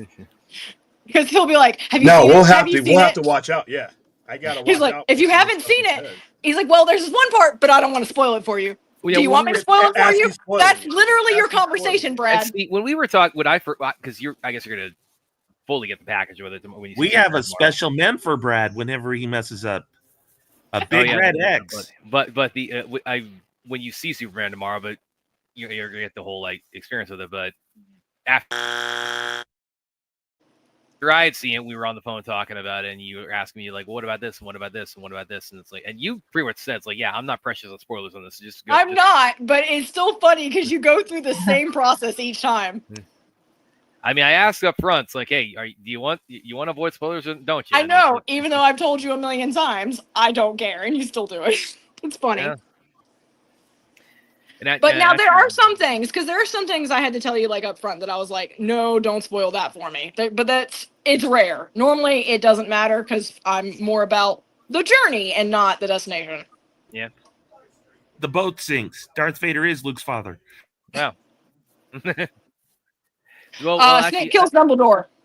Ashley, speaking now, while you're here, why don't we also regale everybody in the comments and on the panel with your love of that timeless classic that is the Twilight series? Oh, every word's gonna be fuck though. There you go. I fucking Guys. hate that shit. Okay, so So I have Brad made you watch Twilight? I didn't make her do anything. No, that was actually me forcing him to watch it. Yeah. Well, you need That to was watch. me. You need to Well, not force only him that, to watch the next scary movie before In we fact, make not him only watch she the did next that, scary like movie. she actually also was like she's the reason why I went to complete. I finished the Harry Potter movies because I'd only seen like up to Yes, the second. You blasphemer. I'd only seen up to the second one, and well, because I couldn't get past the floating cupcake part. I'm sorry. I know. But no, do you remember when we were I don't remember which 50 Shades movie it was when we passed that girl and she was like, "This movie changed my life," and I said, "You really need a life then." Yeah, I think we were going. In fact, I'm pretty sure we were actually going to Black Panther where we saw that. The last 50 Shades has been out. No, we were going into 50 Shades. Okay, well, it was like Because around that girl went in with us, and you were like, "Ashley, please don't get us arrested." Yeah, I told you I am not picking anybody up from the police station tonight. So I couldn't help it. Did you know 50 Shades was a fanfic of Twilight? I sadly do, because I wrote a 168-page paper on Twilight and the Twilight fandom, including 50 Shades of Crap, which is the only reason I saw those movies, and sadly read that book. Ashley, she used to be at SCAD very that's where she was doing kind of her academic masochism is maybe the best way to describe it with Twilight. It was pain. Well, I love fandom culture, so I kind of have to thank Twilight for me because it made me get into it. But I also really hate Twilight. I'm still mortified from when Robert Pattinson visited Savannah. Okay. Yeah, you got to meet him when he was at Savannah Film Festival a couple of years ago. Yeah, that was cool. But all the women that were around still after years after Twilight, it was ridiculous. I mean, yeah, that was during that kind of like that period between Twilight and before he was Batman. Yeah, it was when he did his movie Good Time, which is a good film. But it was I was amazed at how many chicks there were around, and I shouldn't have been, but I was. And how many of screaming, and how many I'm still not over the ones that literally had their sparkling dildos out for him to sign. Ugh. Oh yeah, that just got us demonetized. Yeah, it's got us demonetized actually. So sorry. Well, it was my 14 cents. Sorry, guys. He usually blames that on me for like some like. I was supposed to say, you need to tell me the rules before I talk. Because you brought her on, Brad. Yeah. So it's it's my fault. We blame you. Okay. And you did not explain the rules. There's rumors that they're going to turn Twilight into a TV show. I have actually heard that, and I don't see why, but they're also turning Harry Potter into a TV show, and that's not my jam either. Yeah, she's not as excited about that as you are, Aaron. I'm not. No. I honestly am not. I will probably still watch it though. By the way, we blame Brad for everything here. Yeah, that's actually a hashtag that's in the comments. Is blame Brad. But isn't that like shooting fish in a barrel? Pretty much. For Clint, it certainly is. We got from Fourth here a question. Ashley, do you think 50 Shades of Grey would have been better if Gus Van Sant? I didn't know he was ever in the running for that. I had no idea he was in the running to do that. If I'm being honest, I didn't know. This movie no, I don't think you could save it. I don't think anyone could save it, but that's interesting. We're right at like 126, right when he kind of throws himself off of the he's gonna land on the satellite dish and disrupt the whole. I know Henry Cavill was in the running to play Christopher Grey. Yeah, dodged a bullet there. Well, no, I'm not a huge fan of Henry Cavill as an actor, if I'm being very honest. So I'm not sure. Like I said, guys, we've had very spirited debates on but the most iconic role. But I'm glad Henry Cavill didn't, because he's, despite what I may think of him as an actor, I do think he's a genuinely awesome person. Yeah. All accounts, yeah. Actually, what? And speaking of Henry, what are your thoughts on because we talked about it a bit on here. He's got the new Highlander coming up in the works, and This now sounds like a script, suspiciously like a script. William, what do you think? what does? Like a what? I'm sorry, I didn't hear that. Suspiciously like a script Oh, between Ashley and Brad here. yeah. so you're still I not don't finding know. like I'm- It does I'm looking for because your body questions are language and- leading. I don't actually have an opinion. Yeah. Wait, I mean, it I'm can't be. screaming out other You got names, nowhere to go names but up to after answer. Highlander 2, right? Huh? You got nowhere to go but after Highlander 2, right? Yeah, I guess. Drew, I didn't know this either. Drew Barrymore wanted to direct 50 Shades. I was not aware of that. I actually did know that one. I didn't. That's okay. And Whatever floats your boat. And I just got. It's even hard for me to even attempt to be impartial about 50 Shades. I we just hate could it. do. We could do like individually either Twilight or 50 Shades. Just let Ashley go to town over an entire stream. No, because it'll cost you way too much money. Probably, yeah. So, but like in terms of like like duration, it would be like it could be like like. Oh yeah, I mean I could, of the but watch parties you've done, if not longer. I think it has personally set women back quite a lot, but that's just my personal opinion. Not my thing.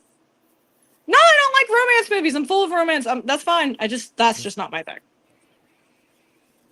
Anybody else got any questions for Ashley? He's ready for it to go. He's like, I'm done. Other than well, no, it's just now that you guys can see with her own. Unless you think she's AI right below me. AI would be prettier. Yeah. There's a What's really possibility, funny is I've only met like maybe 10 minutes of Ashley, and she agrees with almost everything I've said about you, Brad. I think we should replace Brad with her. No, trust me, I'm he all has for it. much better energy than me. Really? Oh yeah.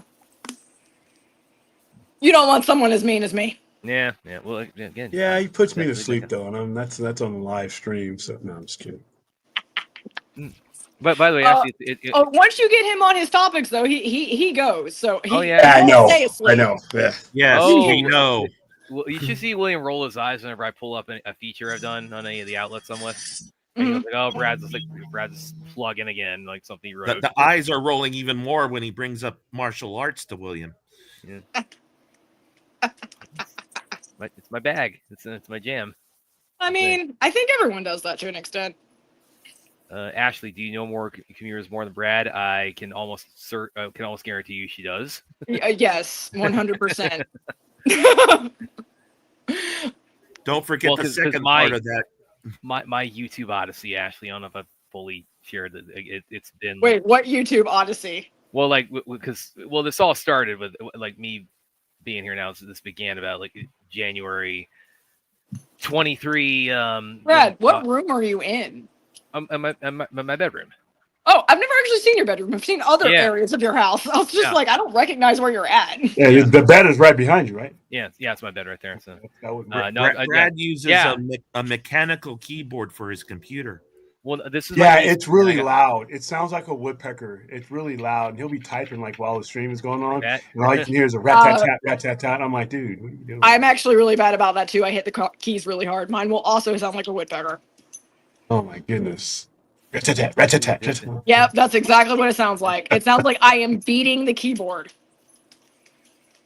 No. All right, is this movie over yet? It's movie. Yeah, we just wrapped up this movie. Yeah, the Cable guy wrapped up. So what made you choose Gilmore and the Cable guy? Larry, one of our viewers. Yeah, he donated and he promised. Okay, we'll do a watch party of stuff because William's not. We recently did a couple watch parties of the Ace Ventura movies and Dumb and Dumber because again, usually we're doing stuff that's like sci-fi related, but William decided to indulge people on I'll watch basically shit that you guys like. No, people paid through the nose actually. There you go. That's funny. So and he's as he said, not a fan of buffoonery and. I am not either, so we will be very much in the same boat on that. Yeah. Well, okay. So where do you stand on Ace Ventura or Dumb and Dumber? Are you I'll put it to you this way. Yeah. I didn't feel like my brain died like when I was forced to watch one of the scary movies. Look at that. So she hates them as much as I do. I didn't feel like I lost intelligence or had spent like way too long on drugs, because that's what that experience felt like. But I get nothing from them. I don't like stupid slapstick. No, Yeah, again, same here. like in all seriousness. I felt myself getting dumber watching Dumb and Dumber. I literally No, see, needed to go William watch makes a fun of me 'cause documentary. Yeah. No, see, William makes fun of me because it's like, I'm not a toilet humor kind of guy, but the toilet scene in Dumb and Dumber, it's the one that There's no what is toilet humor? There's no such thing as it's what is gross toilet out humor like that. It's gross out humor, which usually I'm not a fan of, but that's the one It's exception. reserved for 5-year-olds. Yeah, Yeah, and I got a grown ass that's man like that's the with one a that like journalism really degree that goes that to is this the shit. one time that it's really gotten me is in Dumb and Dumber.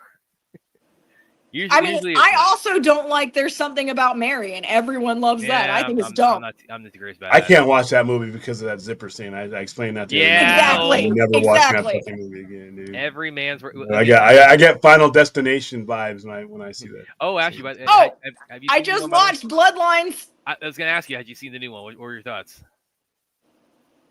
It still doesn't answer the question as to why. Okay, if Dev doesn't like you screwing with his plans, why do they keep getting visions? Yeah, we're still worried about that. This is like a Ponzi scheme. Yeah, we're still kind of waiting. But okay, that aside, what do you think? Because I don't know if they're ever going to answer that at this point. I'm not gonna lie, I was actually kind of disappointed by some of the deaths. I thought it was kind of. Are we on to the next movie? Sorry. Yeah, we're about to go. All right, we ready for Taleti? You still there? Yeah, Taleti, you there, man? I'll just do it. I'm still here.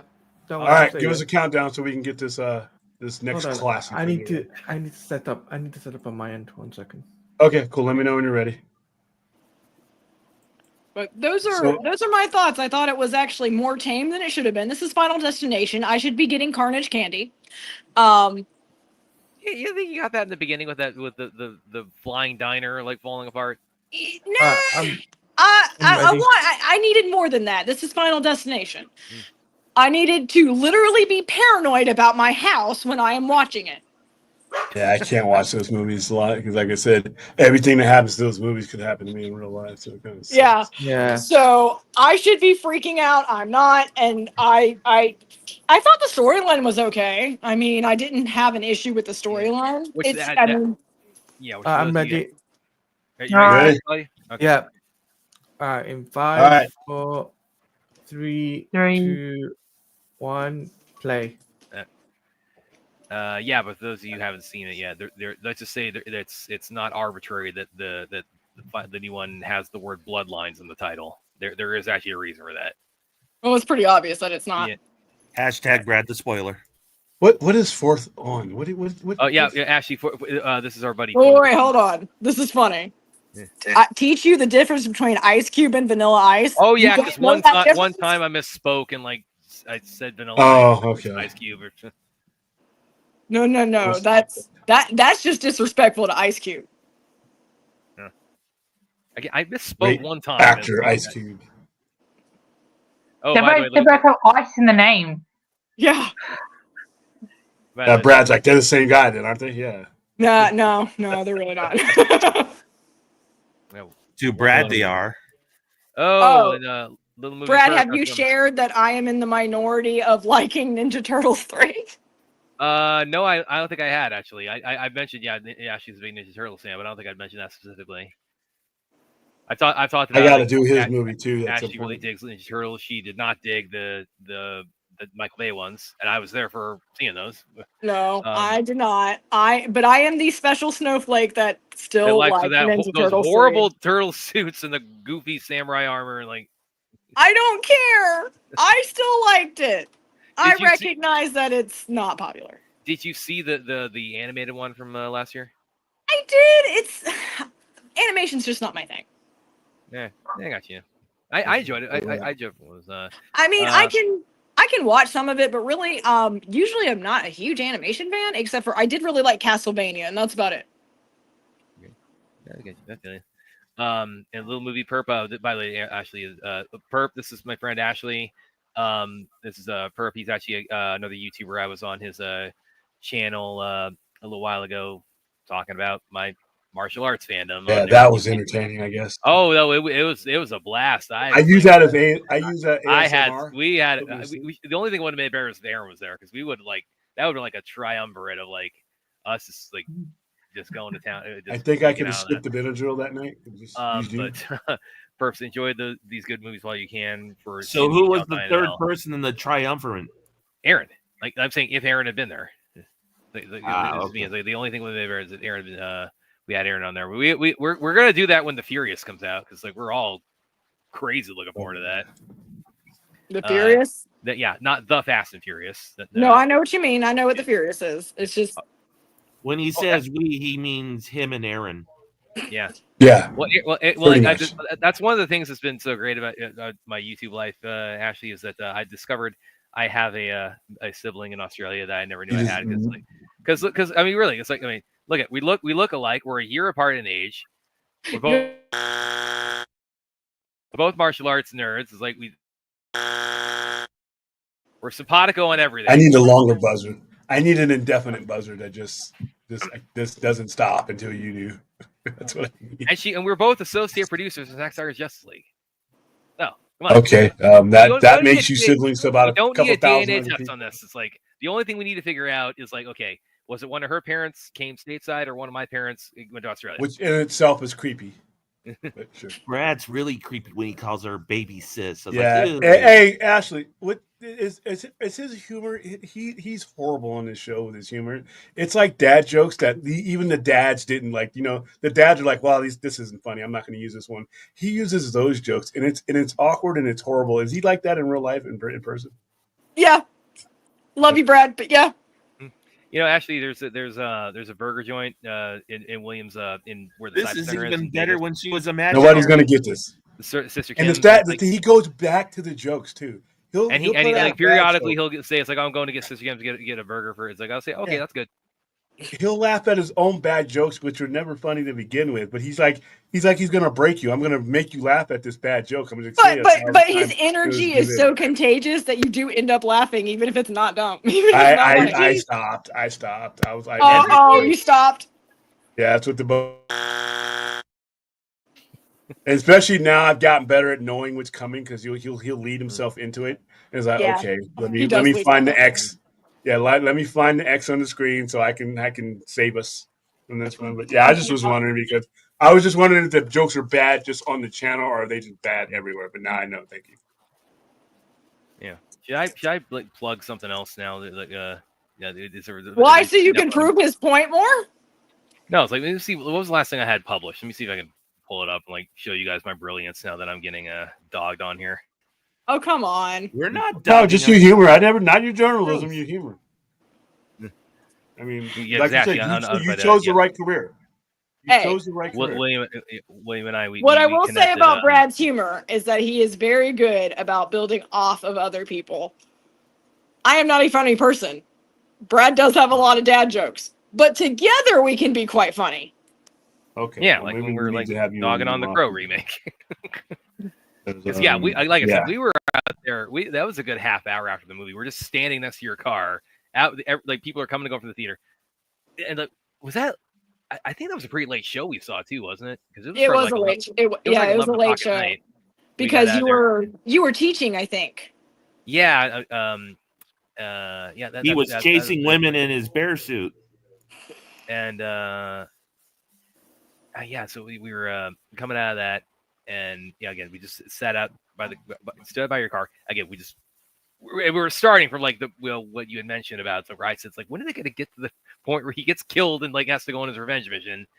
And it takes so long to get there. And then from there, it just snowballed. Okay, we didn't like this. We didn't like this. We didn't like this. We didn't like this. Yeah, there was a lot we didn't like. You felt the same way about that as I did with Halloween Kills. Oh yeah, Ashley. I actually liked Halloween Kills. What a bite. Oh my God. But I will say, even though I liked it, you're basically watching a non-Michael. When you're watching Halloween Kills, you're getting a very different kind of slasher, and not the kind of slasher Halloween should have been. Yeah, that third one where they bring in the other. That third one should not exist. Horrible movie, dude. Oh, Halloween Ends. Yeah. No, I agree with Brad when he says no, it doesn't. Yeah, that was the joke. That was the joke I told in the lead up to that. Every time we were talking about it, I'd say the poster should have had like the title Halloween Ends, and below it like the little kind of like postscript kind of tagline. Halloween Ends, and below it says no, it doesn't. Brad, No, do you know how I describe Halloween Ends to people when they ask me how I felt about it? Yeah, what's that? I said, okay, when you see Halloween, what comes to your mind? What's the one thing that you expect in a Halloween movie? It's Michael Myers killing people in Haddonfield, right? Guess what doesn't happen in this movie? Well, he does get. You mean killed it's in not Haddonfield, so wearing like- witches' masks that blow up on the head? Oh, that was 3. The third That was one. unforgettable. The third one. Yeah, you got That was such a disappointment because I went in disappointment that doesn't even thinking, cover it. well, I saw that in the movies, and I mean, I off the heels of Halloween too. You don't have like the internet and all these things, and Yeah. trailers weren't what they are now. So you go into a movie called Halloween 3, and you expect to see Michael Myers, and it's not. And I think the old man was even pissed too. Ashley, The only thing that actually happened in Halloween 3 when they smashed him with the pumpkins is that you actually saw a trailer for a Halloween movie. That's the only glimpse of Michael Myers you saw. Ashley, do you ever give Brad compliments you regret? Someone said his article was brilliant. Now we get his head back to regular size. Someone said his article was brilliant. Now we can't get it. Oh no, he's talking. Taladio's actually praising me about some stuff I've been writing about DC recently, and so. Yeah, Brad has a cult of about 2 or 3 people wearing. I was gonna say, if it makes you feel any better, I'm extremely stingy with compliments. So nope, I don't regret them if I actually gave them. Yep. Especially Brad, because you'll never hear the end of it. What's the recent one I'm gonna pull up one here. It's like, what's my recent one that I'm most proud of? So they just show how Well, let me. I pulled up. Okay, William's gonna do. I pulled this one up the other day, and William actually dug it. So now I'm gonna make it impossible for him to disagree with me. Oh, the Kingdom Come one? Yeah. But here's the thing about your articles, and this is what's starting. I'm starting to get what you're doing here. Is I look at these articles, and if I apply my Kermit the Frog voice to them, they're exactly like the shit I say on this show, and then they end up in your article. Oh no, like, he does that a lot too. Or that motherfucker just basically used me as his muse. He'll start reading the article, and I'm like, on here. It's like, yeah, shouldn't you just be flattered? Yeah, I don't have a problem with it, but I'm like, well, wait a minute. That's why this motherfucker is here. Yeah. Well, that wasn't. Well, how do you explain the He's one? leeching wisdom. Well, how do you explain the one that we connected through? Before I had even met you, man. It's like I didn't have you. That you. So you have one. I was gonna say he might explain it as bad luck or good luck, depending on his day. I mean, but it was the one that you read. You did it, and I'm like, that's literally, that's me. I should make you do that article when you read it. Read it in my voice. Like my first time on the show. It was before I was on here regularly, but William, brought me on, and it was that first time I was on here was right when I was finishing up quarantine on my first bout with COVID. So I was sick, not feeling it as much by that point because it was right at the end, but I was still technically had COVID at the when I first time I was on the stream. William, doesn't take much to put you off though. I got the sniffles. I don't know if I can make it. We're talking about last year when I'm 99% sure I had COVID again. But I don't think I'm gonna make it to that. Love you, Brad, but sometimes when we're talking, it's like talking about the man flu.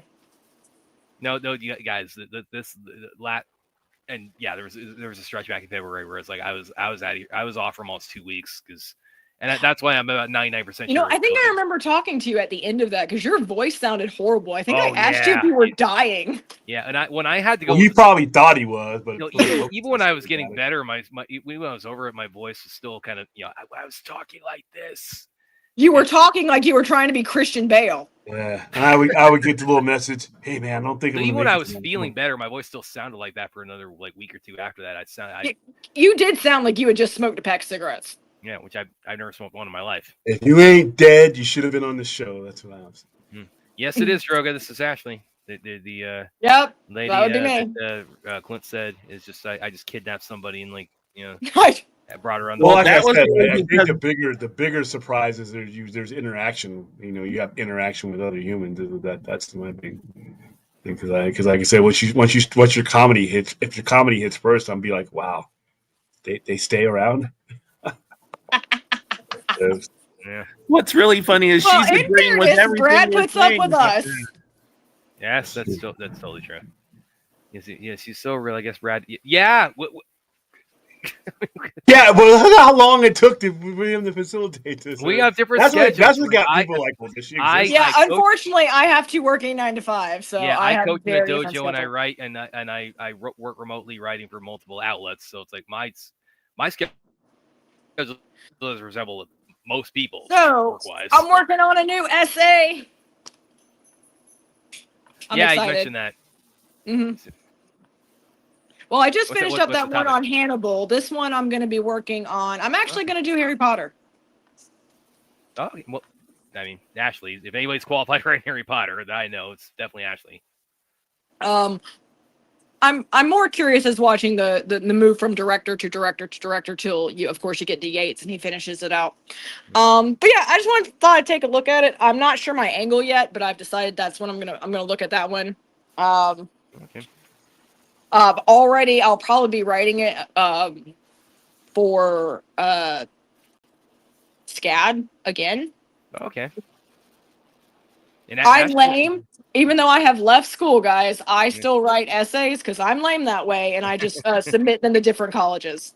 Yeah, well, I mean, and Ashley, it's like she's actually like through her time at SCAD, she's actually probably had met of like a pretty fair amount, because I've had my share of interviews with like a lot of pretty big stars, and she's actually crossed paths with quite like you met like who you like Robert Pattinson who met.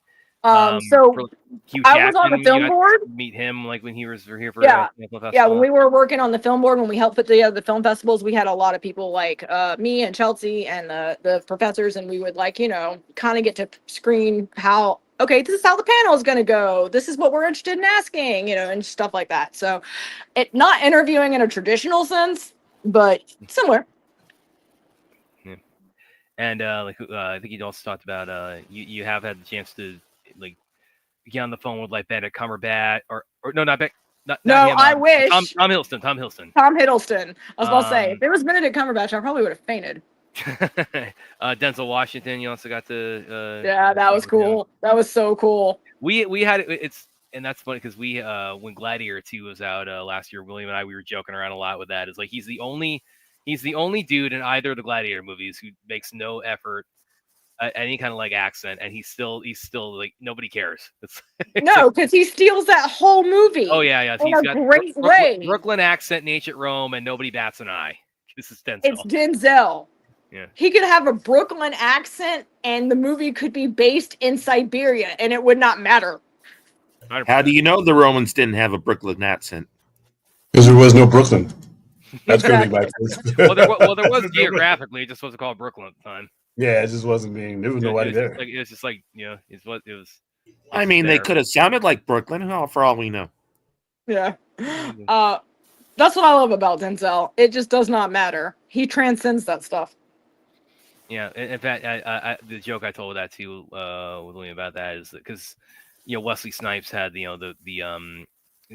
Black Panther he was trying to get off the ground in the 90s, and I've seen like fan art circulate where it had like Wesley as Black Panther and it had Denzel as Killmonger, and I joked with William and I said, yeah, that actually sounds pretty plausible to me. Like if that had happened. No, it sounds like that should be reversed, but maybe I just can't see him being Black Panther when all I see is Simon Phoenix in my head. But the thing about that is like if Denzel had done that, he would not have like attempted like a. Oh, you do sci-fi? Have you guys watched Demolition Man? Love that movie. Oh no, we haven't. Actually, we should. How have you not watched Demolition Man? Yeah, William. Yeah, this is like because we gotta. No one put up the money for it. And no, we don't need the money. It's like we do that pro bono. We do plenty of watch parties. This is a unique situation where it's like, okay, somebody requested it and paid for it, but like we do plenty of them. We're just like we pick a movie. We're gonna do Sinners probably next week or two. Oh, that was good. That was really good. But yeah, we gotta do William. We gotta do Demolition Man, and we have to do Demolition Man, and we have to settle on this show once and for all how the fucking seashells work. Someone tell me how the 3 seashells work. We are not ending that watch party until we have determined scientifically once and for all how the seashells work. They work exactly how you imagine them to, Brad. Also, how is every restaurant now Taco Bell? Yeah, we got to pin that down too. Because they won the food wars. Yep, I know. It's just funny to me. Dinner and dancing at Taco Bell. Yeah, where are we at with this movie? We are at where's the timestamp? 1724. Right. In the international version of Demolition Man, it's Peter Hart. Yeah. I remember reading they had to, for whatever reason, they just had to alter it internationally from. So people request the films you guys watch? Here and there, it's like usually it's just like William and I say like which one do we want to do, and like we'll mutually pick one. Like Sinners, we've been had that set for a while. We're definitely gonna be doing some watch parties for Peacemaker and for Alien Earth. We made Brad watch all the scary movies in the Scary Movie franchise. Yeah, it's definitely like this one is a bribe. These ones exactly. These ones that I've done less with as a result of a bribe. Yeah, these are we're not doing them unless there's a dollar sign presented to William. Well, yes, you need to be compensated for the intelligence you're about to lose. Yeah. And then other ones are for charity.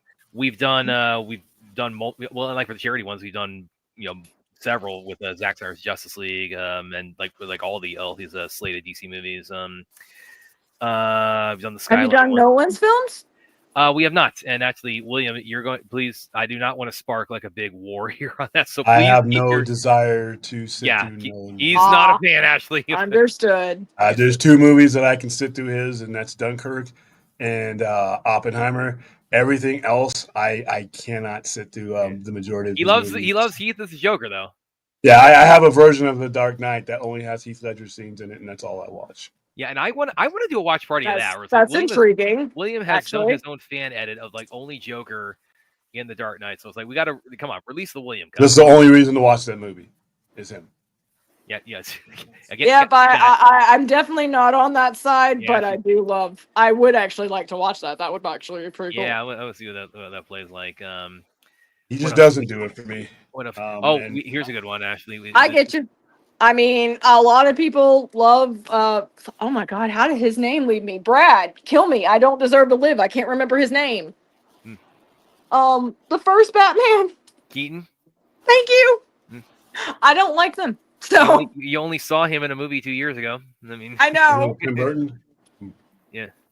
But once again, I mean, Tim Burton's work dates itself depending on when it.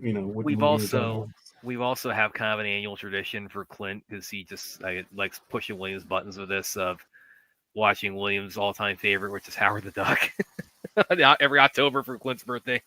Howard the Duck. Yes.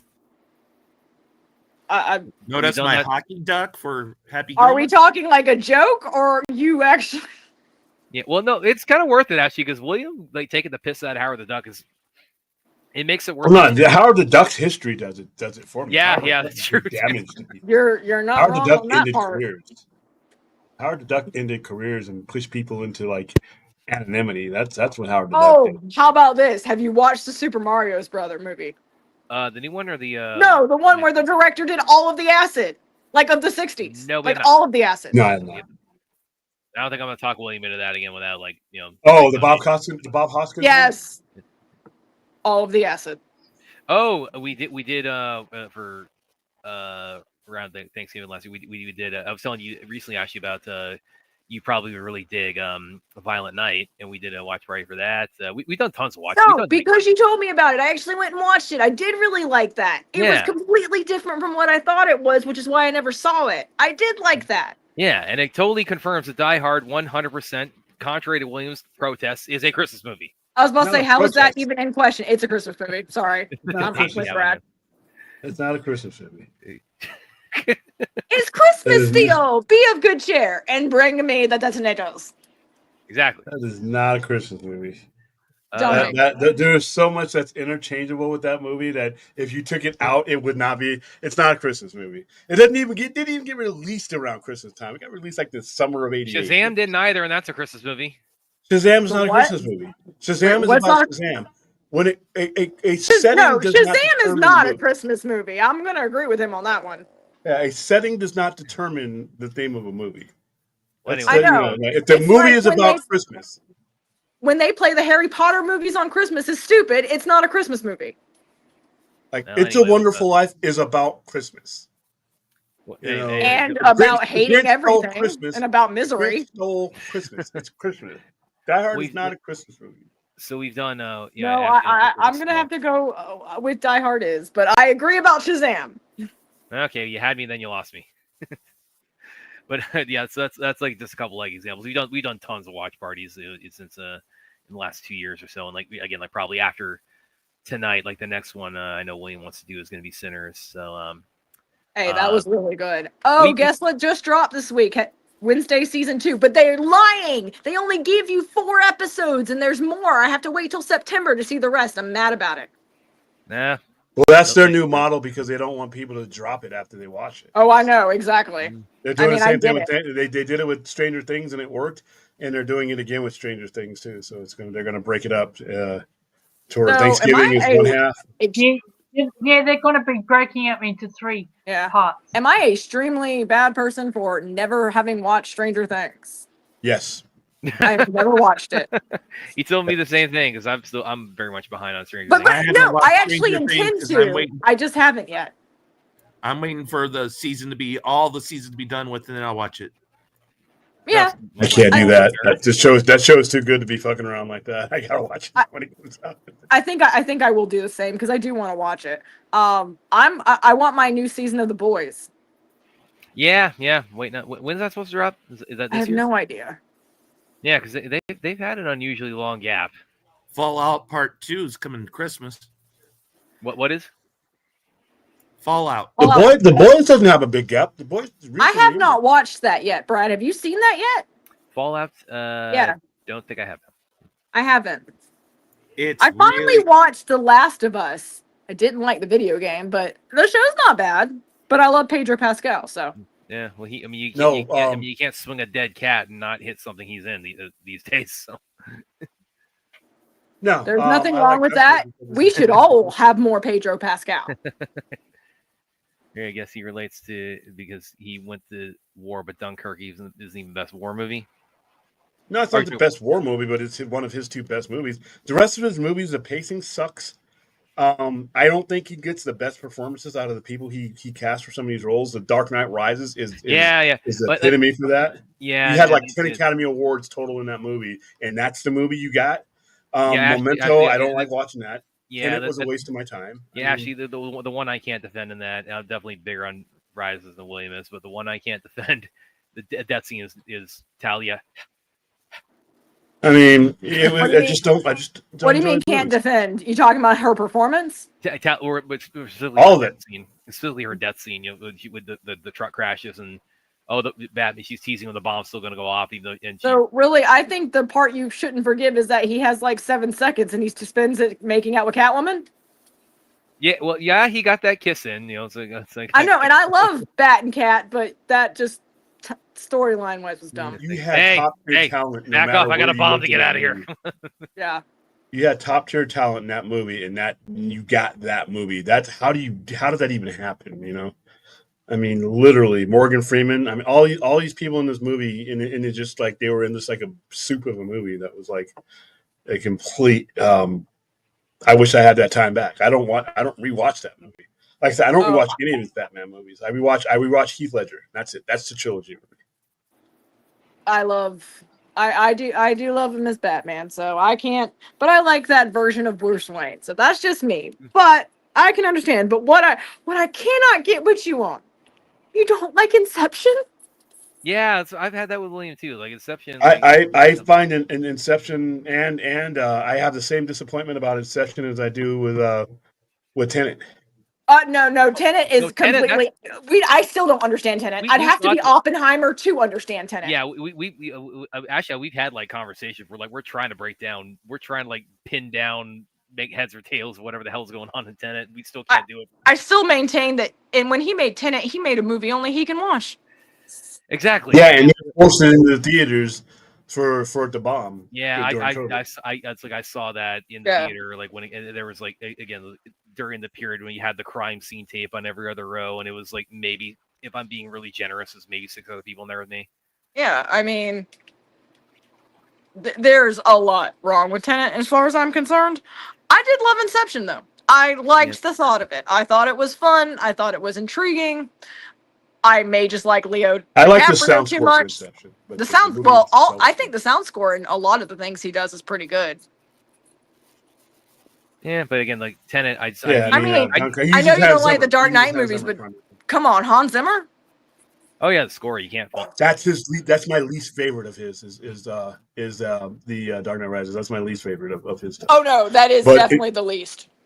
Yeah, but you have Inception has Time. That's a great one. It is. Dunkirk has version number 5. I just with Tenet, the answer I need the. I mean, even if I just got the answer about the dudes running backwards, like in the movie, like if all I got, Brad, even if we got the answer, we wouldn't understand the answer. So what's the point of getting that answer? Well, at least I'd have something I could like spend the rest of my life like trying to semi-decode and maybe get 10% of the way there. No, there are much better ways to put our brain power. Yeah, but again, I just like I said, there are certain directors, and I think I just might have ran into one with the second movie I've seen of his with Weapons that I may be just like, me and this director aren't going to connect, and everybody else enjoy it because it's just not happening. Shouldn't we be starting to call him Sir Christopher Nolan now? Are they really? Well, he was knighted. Oh. Yeah, he's a knight. Oh my! I did not know he was knighted. Yeah, just like Elton John. Elton John, I did know that about Elton John. I did not know about Nolan though. All the Beatles, even posthumously, yeah, they are. And his wife got a damehood as well at the same day. So Sir and Dame. Well, I think that's just going to make him more arrogant, and he's arrogant enough. Like I said, I mean, he's of the quality enough director to where I would give his next movie a chance, but I just don't expect to be, to connect with the way he does movies. It's just not the way he rolls out, the way he paces his movies. Everything about it pretty much just takes me out of whatever I'm supposed to be into. That's how I feel about Aronofsky. Yeah, that's I can feel that way too. Yeah. It's just like certain directors, just don't. Like I said, there are some coming out. A lot of them are more so with horror too, because, like I said, I want to love Jordan Peele, but he's one ending away. Yeah, that's another one we gonna have. He's one ending away. He's one good ending away from being great, but he cannot nail the landings. Topic we have. We're gonna return topic we have on here. Ashley is I actually agree with that wholeheartedly. If I'm not lying about Jordan Peele. Got it, and nope. I didn't even have to wait for the ending for Nope to be disappointing. No. Tell her your other beef with Nope. The bigger beef with Nope. Oh, the fucking monkey. The what? Start off a movie like that monkey. You can't start off a movie like that with that happen. And then I don't see the monkey. I don't see that kind of carnage for the rest of the. And then your explanation for the monkey is that I'm like, that monkey ripped people apart and then got blown away. That monkey has to come back during the movie, and the monkey doesn't come back. You can't do that to me. And then the movie, nothing in that movie lived up to the monkey. The whole tortilla eating the people thing, that was horrible. Yeah, that was horrible. Anthony says, "Hi Ashley. Every time Brad said you were his friend, sometimes I thought he was joking." Well, clearly I wasn't. Yeah. Nope. It's real. Yeah, just getting. Well, you can't. When he tells such bad jokes, you can never really tell what's real. Sometimes you may. How do I know Brad doesn't believe in Ashley? What's Aaron pulling up here? Oh, Nolan getting knighted. Awesome. Oh wow! Yeah. By King Charles himself. Well, it's Charles. I don't really have a great opinion of Charles. That's just my personal thing, though. Well. But since we're about half hour into it, what is your thought on the predecessor to tonight's watch? Is the original Happy Gilmore? The original. There's some directors you don't connect with. There's some sticks I don't connect with. Me and Adam Sandler are not bros. Yeah, by any way, shape, or form. I think you've said that before. It's like I'm not. Even I've kind of like. I hung up my hat on him for a while, like somewhere around, I think, Jack and Jill. And that's his wife getting a damehood on the same day. Oh wow! So was that this year? Yeah. Yeah. Okay. As she's pulling it up, I'm looking it up too. Cool, and not sure I agree with that, but cool. Because she's a producer as well. I know actually very little about his wife, if I'm being very honest. He's American, isn't he? No, I they're, think they're both he has. they're both British. Yeah, he has like dual citizenship, doesn't he? Mhm. Oh, I yeah, did like I not. said, Yeah, I know. Now I feel like I need to go learn more about his wife because I know very little. But yeah, I'm just not an Adam Sandler girl. yeah, she does I like Westworld. the Water Boy, and that's it. Yeah, I mentioned that we were sorry tonight, and William said I had a really horrible childhood or something because that was my Yeah, intro to Adam the Sandler. very first time you see some of these people is in some of the shittiest Gene, things that they've done. Cold. I call hot quite H2O. And I can't. I don't even think I could watch The Water Boy now. Like when I was younger, I liked it, but I doubt I could watch it now because I do. It's just not my thing. I don't think I've ever seen an Adam Sandler movie and I've walked away going, man, my life is now so much more complete. Yeah, I mean, he's done some other stuff, but for the majority of the part, when I see him, I think of Little Nicky, and I just keep moving on. Well, and like Ashley Williams, Ooh, I actually think Little Nicky's like one of the It's worst ones he horrible. ever did. It's the Yeah. worst thing. Yeah, Williams actually got a little bit of a. I don't know if I'd use the term rant, but he's got a little bit of like a impassioned sort of a thoughts he shared both Adam Sandler and Jim Carrey. It's kind of relates to why they're both on the watch party tonight. He basically Williams kind of felt that they've been like held back or they've been sort of boxed into the sort of the goofy, silly comedian. I think he's right because framework. Have you seen Spanglish? I mean, you get to see Adam Sandler do something completely different than you're used to seeing him do. Well, I agree. I think he's been boxed in. I definitely think Jim Carrey has been boxed in because some of my favorite performances are when he's not being funny. Well, William, I mean, favorite his best movie is Eternal Sunshine of the Spotless Mind, and not only did he didn't even get nominated for that. He didn't get nominated for that because I think when people who do the nominating, we can have a different discussion on their merit. But just in general, people who do casting, people who are of that higher spirit, they think of him and they think of Ace Ventura. They think of all the buffoonery that he did, and exactly. I think it cost him roles and I think it cost him prestige. Whereas Robin Williams did the same kind of stuff, but he made that pivot towards different things sooner in his career, and Jim Carrey just did it either too late or did it too little. You know? He had Williams had more. He had more. He was granted the freedom to kind of oscillate between like drama and comedy, without like really. I also think that's because Robin Williams had a different. I wouldn't say.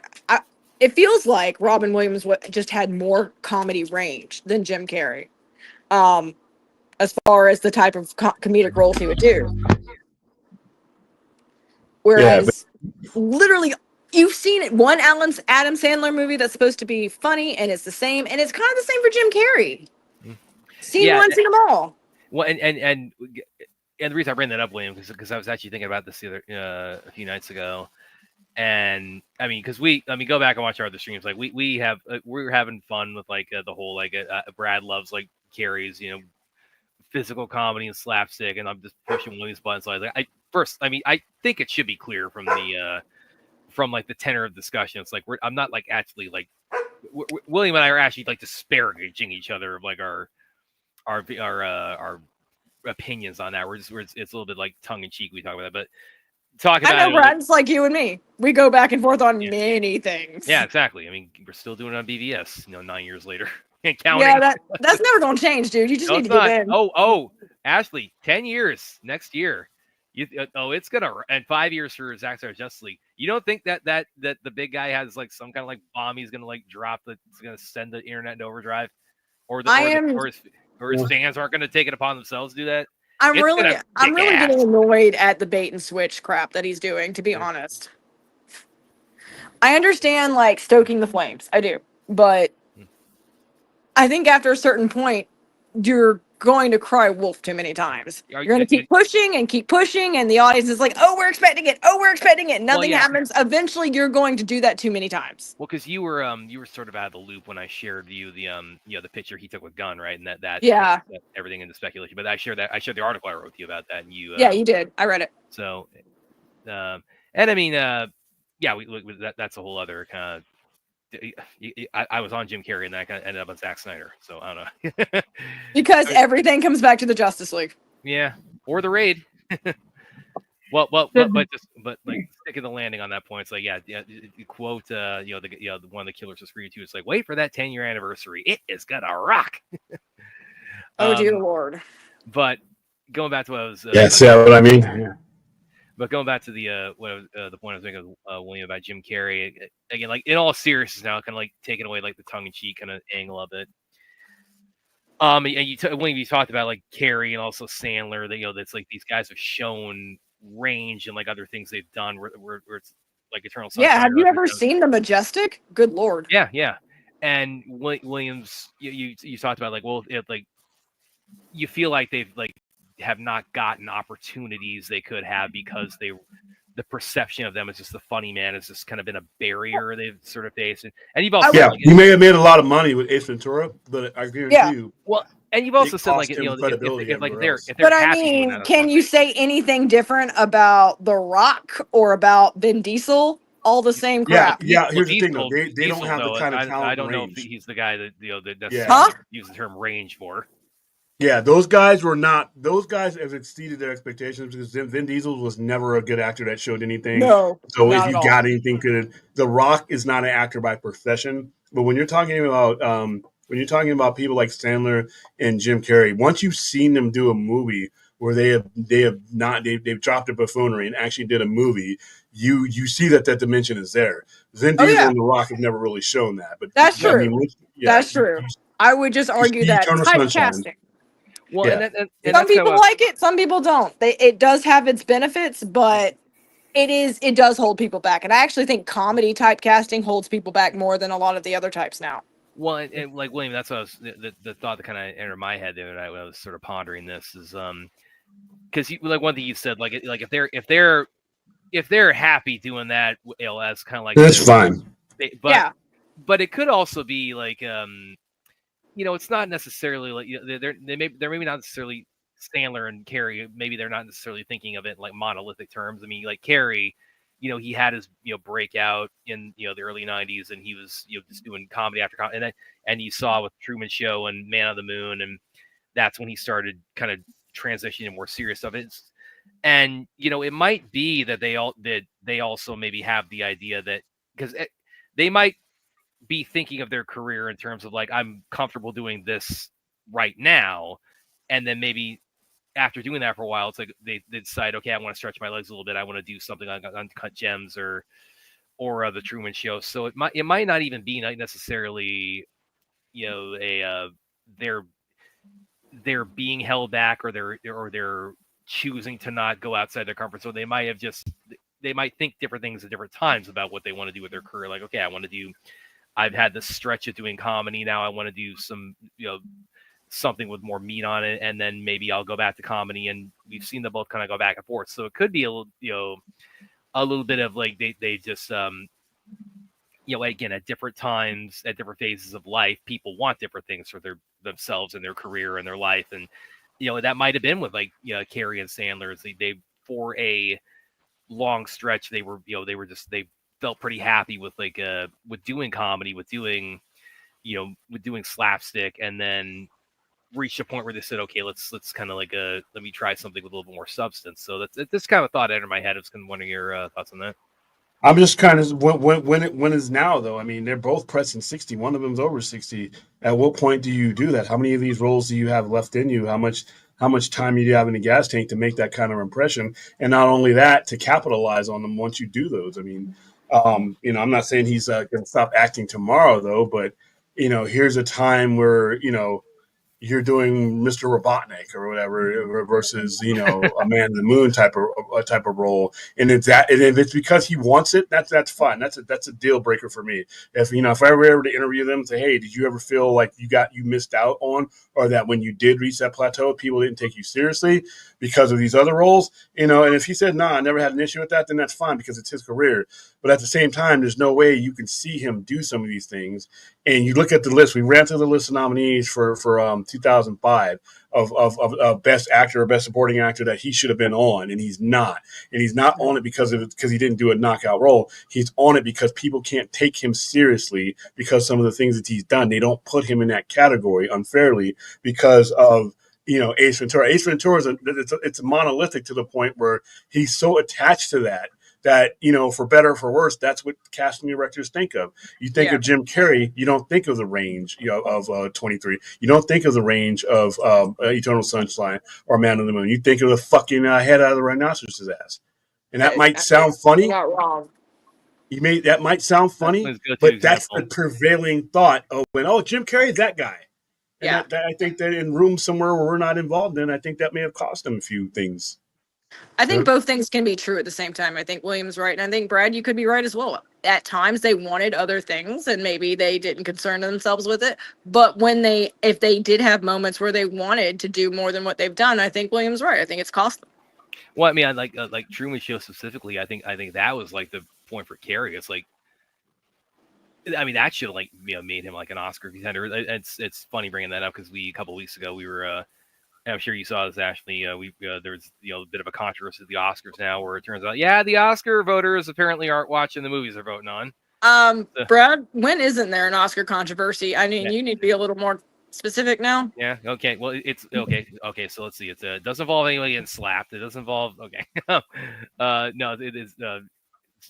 I mean, the Oscars are gatekeepers. Okay, let's be honest with what an Oscar movie is. It is art cinema meets commercial art, and it's this uneasy balance. So it's the way to trick people that would normally just watch popcorn movies to watch something a little more, but not completely more. It's a lot of them are basically window dressing for sophistry. A lot of it. Yeah, but again, apparently the Oscars, I mean, they're not even going that far as far as like they're not saying, they're having their like assistant watch it and vote on it for now.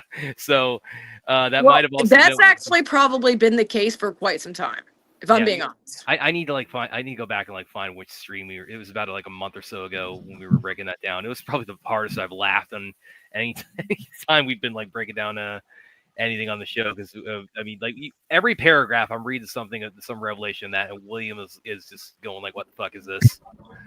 It just really destroys the credibility. I mean, not like there was huge credibility, but I start thinking about all these stupid ass movies that ended up winning, are movies that were all right, but weren't necessarily beating out. I mean, Slumdog Millionaire. Now I start thinking about that. Did you just hit a button and give it to somebody to watch that may have connected with the movie, or did you watch that movie? I start looking at Hilary Swank. People are like, oh yeah, she won an Academy Award before. $1 Million Baby was a good performance, but Kate Winslet's performance in Eternal Sunshine was what should have won. And then I go all the way back to The Color Purple, and then 7 years later she wins for Ghost, and I'm like, did you even go into the theater to see Ghost to give her that award?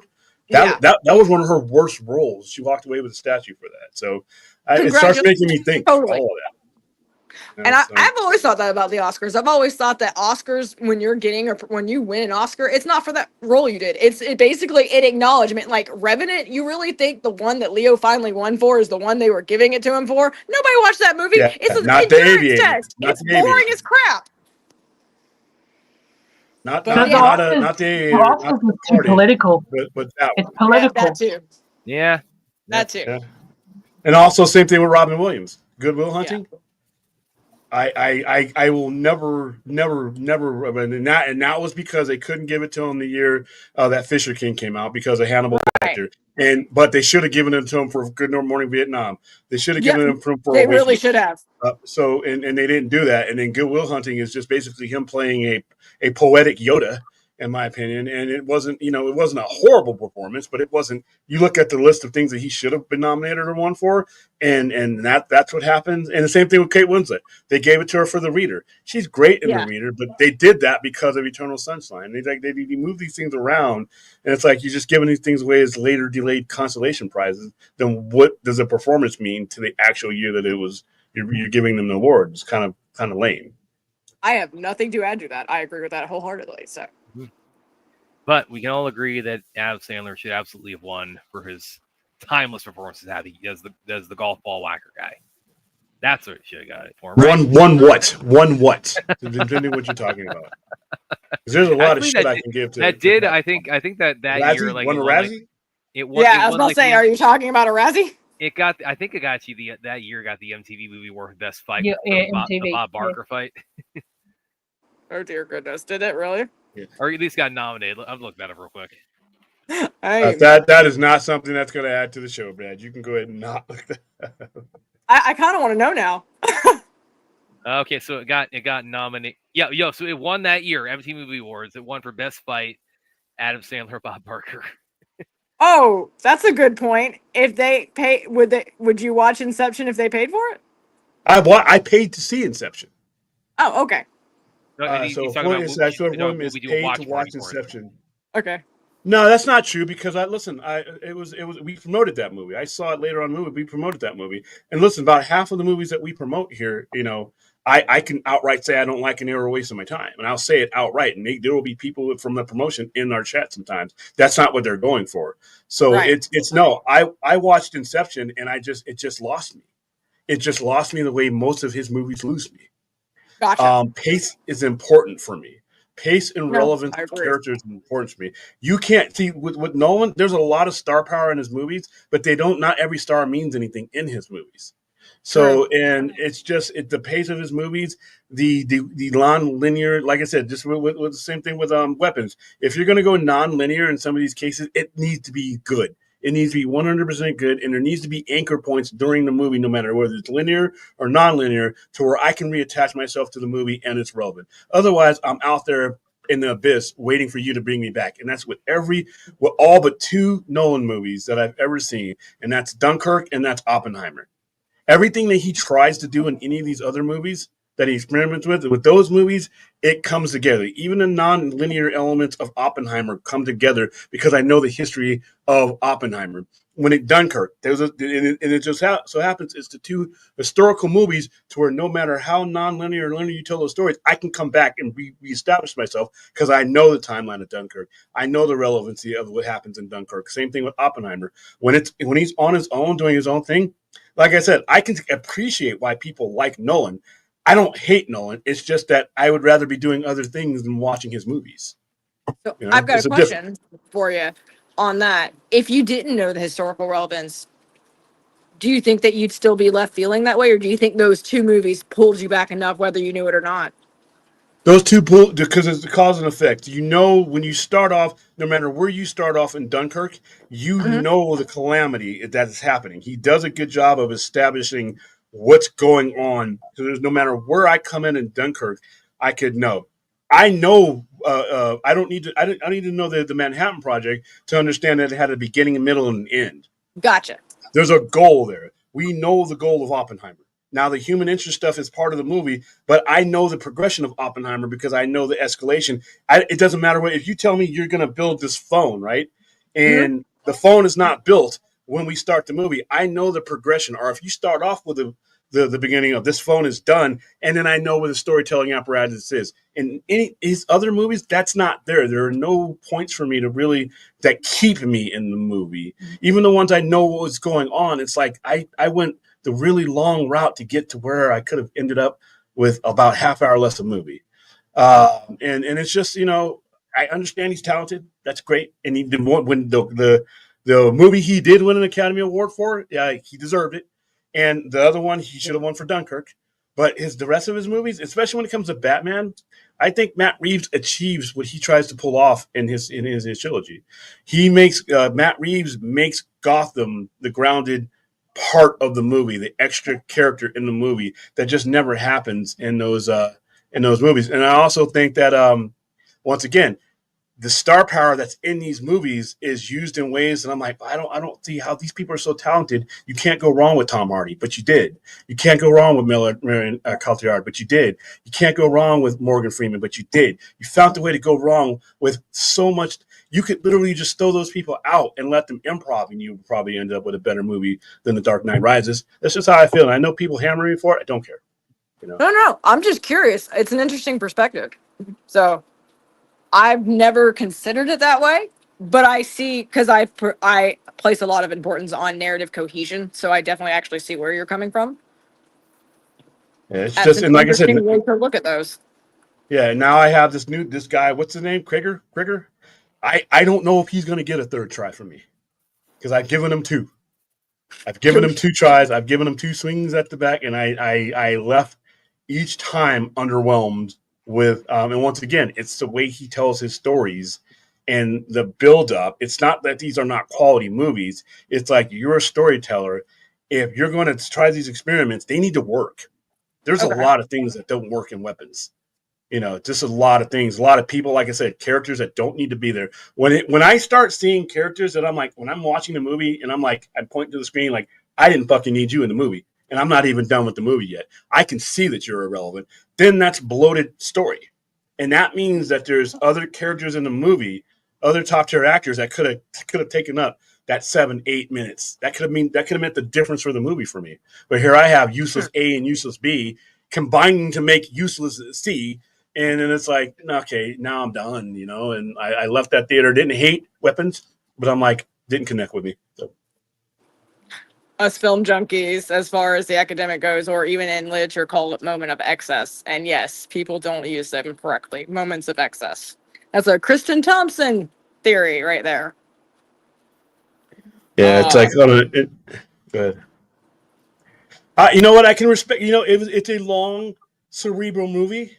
It is And a it's long unlike movie. his other movies. It's unlike his other movies. And that's Yeah. probably why, I like it, because it kept me engaged. It kept me feeling the dread that I'm supposed to feel when you're talking about a weapon that is going to kill hundreds of thousands of people. And the performances. Now that's a movie where he has more top tier talent, but they're actually being, Robert Downey Jr. is one of his best roles. Matt Damon's in the movie, not a lot, but when he plays the general, He's effectively in the movie. Everybody in that movie is giving the level of performance I would expect for those people. That's how And I feel about Departed. yeah, that's another movie. That's what Leo should have probably won. He really should have, and I'm Best still mad actor. about it. And I'm mad that Mark Wahlberg doesn't get the praise because he's excellent in that.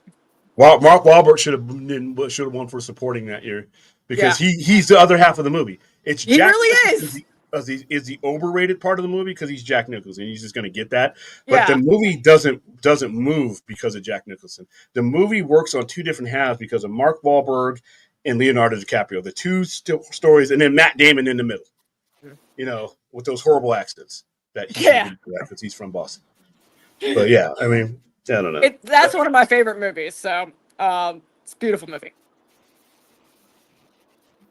Okay, where are we at with this, Drek? The movie that we're watching. Give me a time stamp, Brad, because I know you're. Because I know it's slowed down from. We're Brad, an hour and 2 minutes in. Holy shit! This thing's slowed down. Okay, I've got it. They're at the beach, or no, they're talking. They're talking to what's his face, the guy who shits people out of his free breakfast. That guy. Brad, what do you think is the funniest movie from Jim Carrey or Adam Sandler?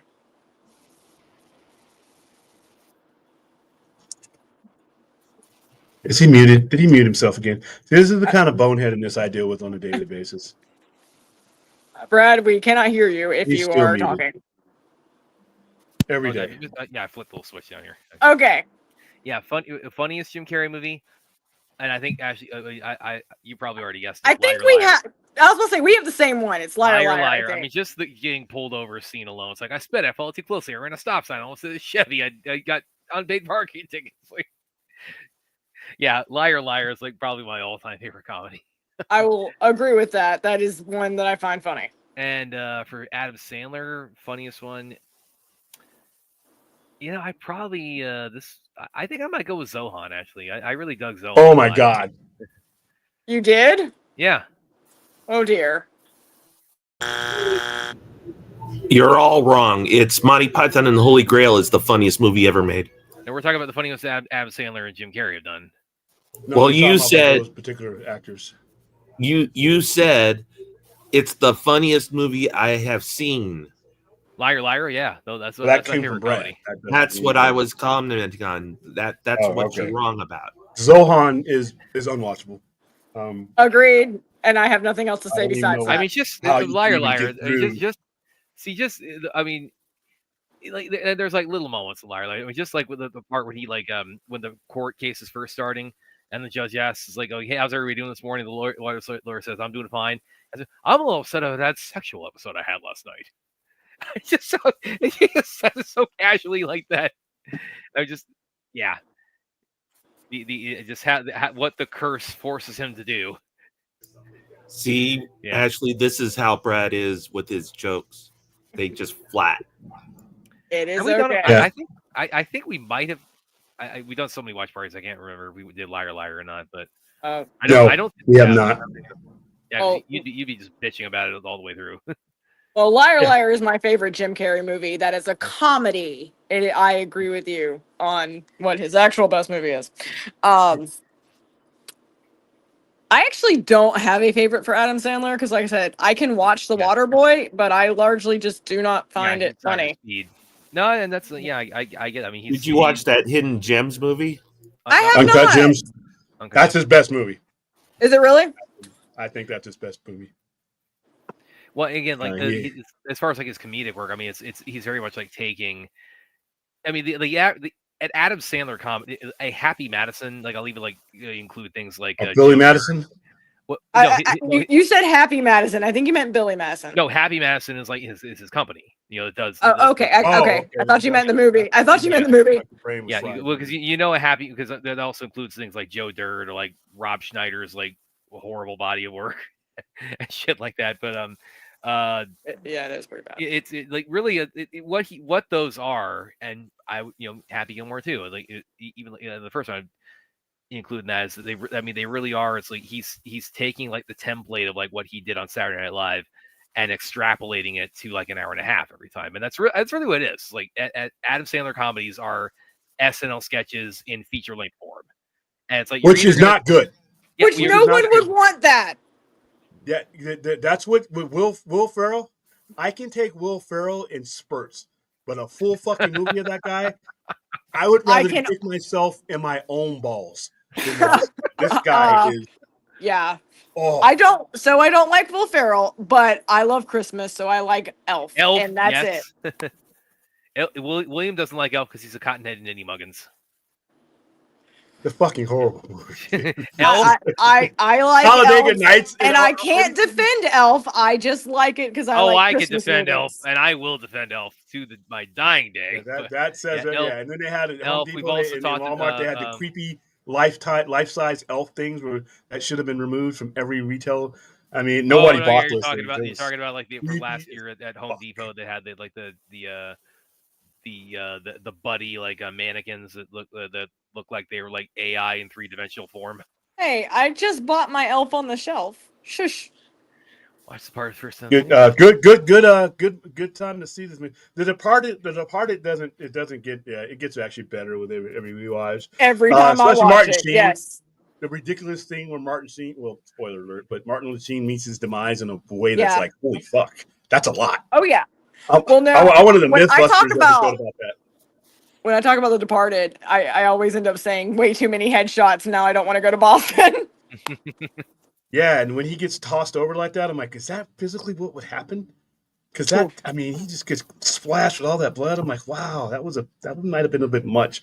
But yeah, the Departed was good. Wolf of Wall Street is good. Okay, like I made Brad watch Wolf of Wall Street. When that was coming out, he was like really pestering me, like, Brad, go. You got. But what is it? What you think, but what did I tell you, Brad? I said, do not watch it with your mom. And I haven't. Yeah, especially Margot Robbie's scene. And I haven't, and I never will. But it was funny. I told you. Yes, it was. And it still shocked me because I've never seen Leo be funny before. I didn't even think he could be. Oh, he's got a range of. Was he in Flowers of the Killer Moon? I think he was, yeah. He played the dummy. He played the stupidest character I've ever seen on cinema. And like I said, that Academy Awards was the one that's like when all the last 2 Academy Awards, like I said, love Jamie Curtis. She's a great actress, but that was not her award. No, not at all. and that movie, and then last year with the trip that they went on with Honora, and I actually saw Honora just to see, not a horrible movie, but The Substance was a better overall movie than that, and Demi Moore got robbed. And that's when I'm Completely. like, now I see all these articles Completely. coming out where the dog is hitting the keyboard and picking the winners, and maybe they're using colors, scratch and sniff to pick winners or whatever. They're not using the merit of the movie, and to me that just hurts because it's like you're watching these ceremonies thinking they have as much regard for these movies as you did, and these motherfuckers aren't even watching them half the time. It's No. like, And the thing is, whether it's a good thing or a bad thing, is that when you get an Academy Award, certain doors open for you when you come to business decisions and bankrolling your next project and being chosen for different roles. So these things, whether they should matter is not the point. They do matter. yeah, they do. Yeah. They do, unless you're like a uber star like a Harrison Ford who is bigger than the Academy. Yeah. Or his presence. If he never wins one, he is big. He is in like a larger than life figure that is better. And he will tell you point blank, I don't care if I don't win one. Yeah, he's defined acting in such a way that he's defined acting more so, and they're never going to give Ridley Scott one. I'm convinced of that. They will never give Ridley Scott one while he's alive. So I think they're just waiting for him to drop dead, and then they'll give him some honorary bullshit that doesn't matter. But I agree, like I said, which I think is sad. yeah, because he's earned one. They worked around him to give Steven Sotomayor one for Traffic, and Traffic was a good movie. But Gladiator was an epic movie that found a way to walk away with every award. But the two that it definitely should have had, which is Joaquin Phoenix and Ridley Scott.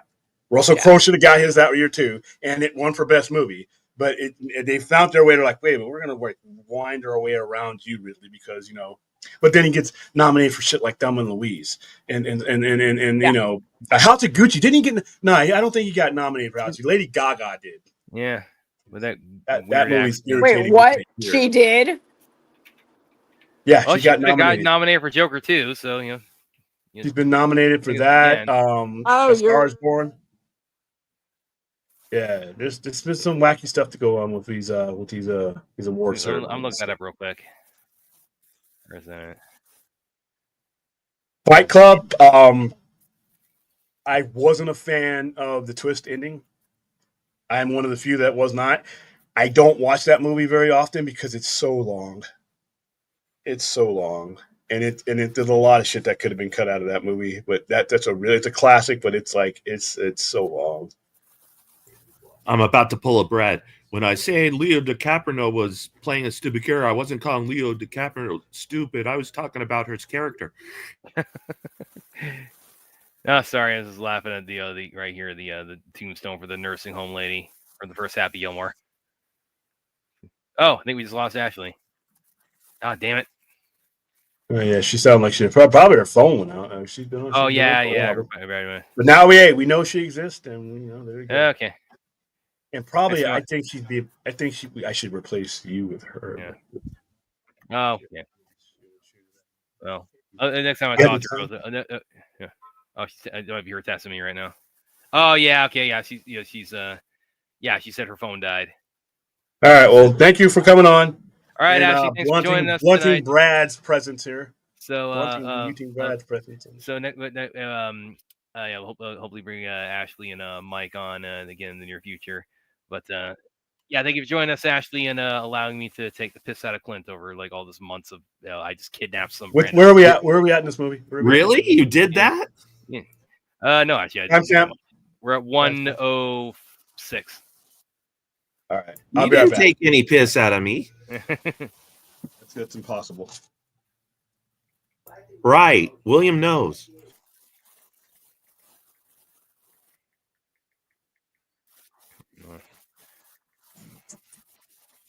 One of my special skills is making a bad situation worse. Oh, we can all do that if we're trying. Happy Gilmore didn't need a sequel. I don't know. I think this is just my opinion. Just my opinion. Personal. This is my professional opinion, not my personal opinion. I think Happy Gilmore needed a sequel more than anything else has ever needed a sequel in history. I think Happy Gilmore 2 was the most essential sequel that we finally got. That's just me, though. That's just me. I may be alone on this, but I think Happy Gilmore 2 was the most necessary sequel we've ever gotten. Yeah, her phone died, unfortunately, when we were talking. But I'll ask her this question next time. Dr. Ash, you're in a group of fans. They say, they lose. I think she. Wait, what she told me about him? I don't know. I need to ask her again or thoughts of Danny Day-Lewis. But yeah, I'll ask her this next time I talk to her and get back to you, man. I really liked Ashley. She's like one hell of a firecracker. Yeah, oh, yeah. Well, again, I've had, like I said, she's definitely for those of us who've been on the little Snyder Cut journey. She's she's very definitely not as on board with the man's body of work as but again, did enjoy ZSJL very much. So third time's the charm for her, I guess. Well, she didn't really say.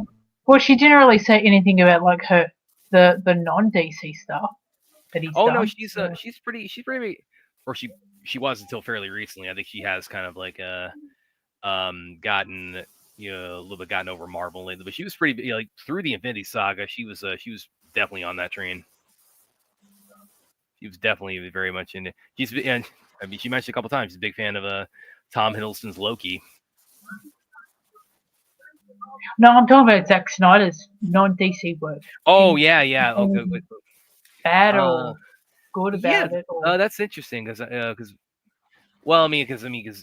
that tends to take up a lot of the because you're talking about like iconic characters like Superman, Batman, so that gets a lot of the spotlight. I don't think she's seen Army of the Dead, and that's mostly because she's just not really big into zombies. And yeah, I don't think she's seen Rebel Moon either. I know she did really enjoy Watchmen, but that's also DC, just not mainline DC. Elseworlds DC.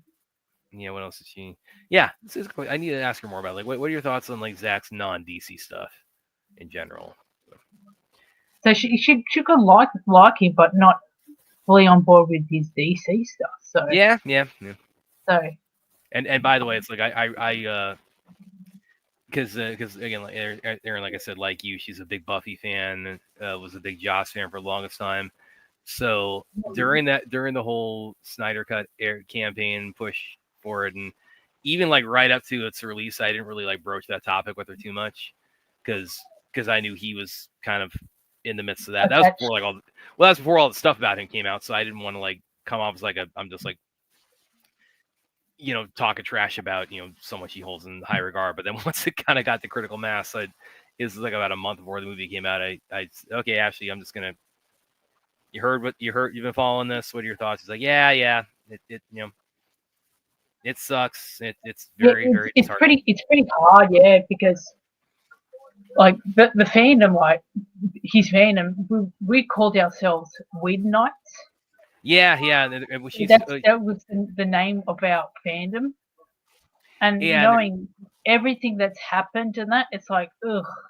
Well, and I've seen like they were like they had Whedon fans had like during the Buffy era had shirts like Joss is boss and things like that, or Joss is my Joss is my boss or Joss is my god. No, it was there was always shirts.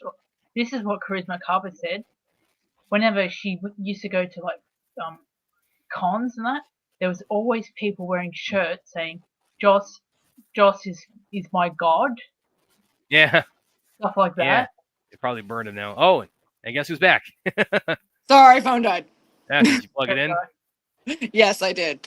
No. Oh, good. You came back right as we were talking about how much we all hate Joss Whedon. Pain and misery. Ashley's back. Oh, you got a new different phone? Yeah. No, I just put it on the charger. Yeah. Oh, okay. I was not paying attention to the fact that my phone battery sucked. Yeah. Yeah. I once asked Brad, why do you hate Joss Whedon? I'm still waiting for the answer, even though the answer he gave me was 5,000 words about everything else other than why he hated Joss Whedon. Well, I mean, I was supposed to say, is that are we asking him why I hate Joss Whedon? Right. If you're asking me, it's like, well, because it's like he's racist, sexist, misogynistic. I can't keep going. Everything she just said. Oh, and he lied to us for years. Yeah. See, for me, it's just because I was not a big follower of Buffy or Angel or all that. I pretty much began my. See, this is for the 500 word around the topic. For me, Joss kind of began and ended with Avengers. No. Right, for me personally, so it's like it all comes down to it's like he tore a movie I was really looking forward to apart, and by the effect of that also led to a cascading impact that ruined a series I was really invested in, and and he also horribly mistreated people behind the scenes. So yeah, that's it for me. But those are the reasons for me. But they're kind of all rooted in everything with Justice League. But Aaron and Ashley, they got we have years of pain. They got 30 years worth of pain. I dare you to throw a stick at anywhere direction in Hollywood and not hit someone with all those traits that you guys just mentioned. Did you know, Clint, right, it took the last season of Buffy for Joss Whedon to put a black person in the main cast? I was not aware of that. Yeah, I actually did know that.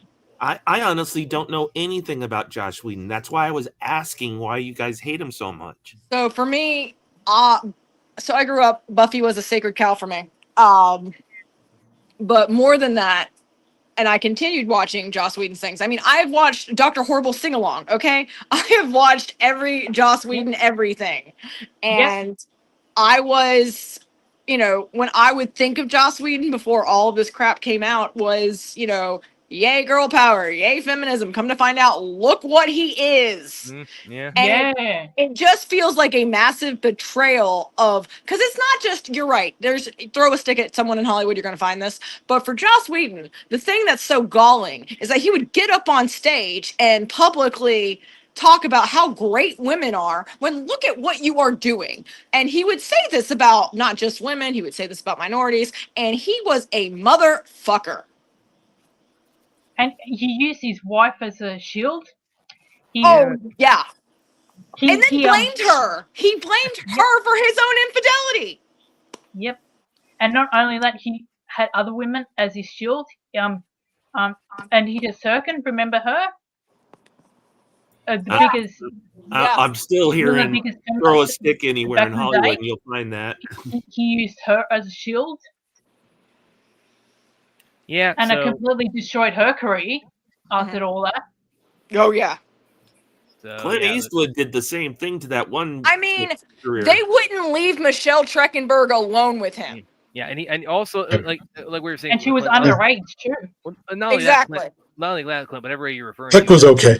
They're also not playing holier than thou like Joss was. And that's really where the betrayal comes from, is that he took up this platform and through his creations and the characters he would write, we believed him, or I did. And you can call me a sucker all you want. But when all that came out, it just felt like a betrayal. It's not what he did, really. I mean, what he did is bad, but it is the sanctimonious bullshit that came with it. And the idea that you're going to sit here and say, your defense is, I just had to. I just felt like all this pressure. I just had to give in to these women. But it's Hollywood's fault. And it's your fault because our marriage isn't what it's supposed to be. Oh, you know what? Shut up. There you go. Yeah, that's right. Well, actually, kind of relate on and, that and note. it led hundreds and thousands of people to believe in his bullshit, right to the point that we were calling ourselves bloody Whedonites. Whedonites, I owned the shirt that said Joss is boss, and I have burned it, and it was cathartic. And there was even Chris McCarper, whenever she was going to like cons and that, people were wearing shirts Joss is my god and stuff like that. And imagine, And with all the crap he put her through, not to mention, this is not very important, I'm just annoyed by it, he ruined Cordelia's character. Anyway. So it's that's the short version. And he's a religious bigot as well. Oh yeah. Carpenter, That's the cliff notes.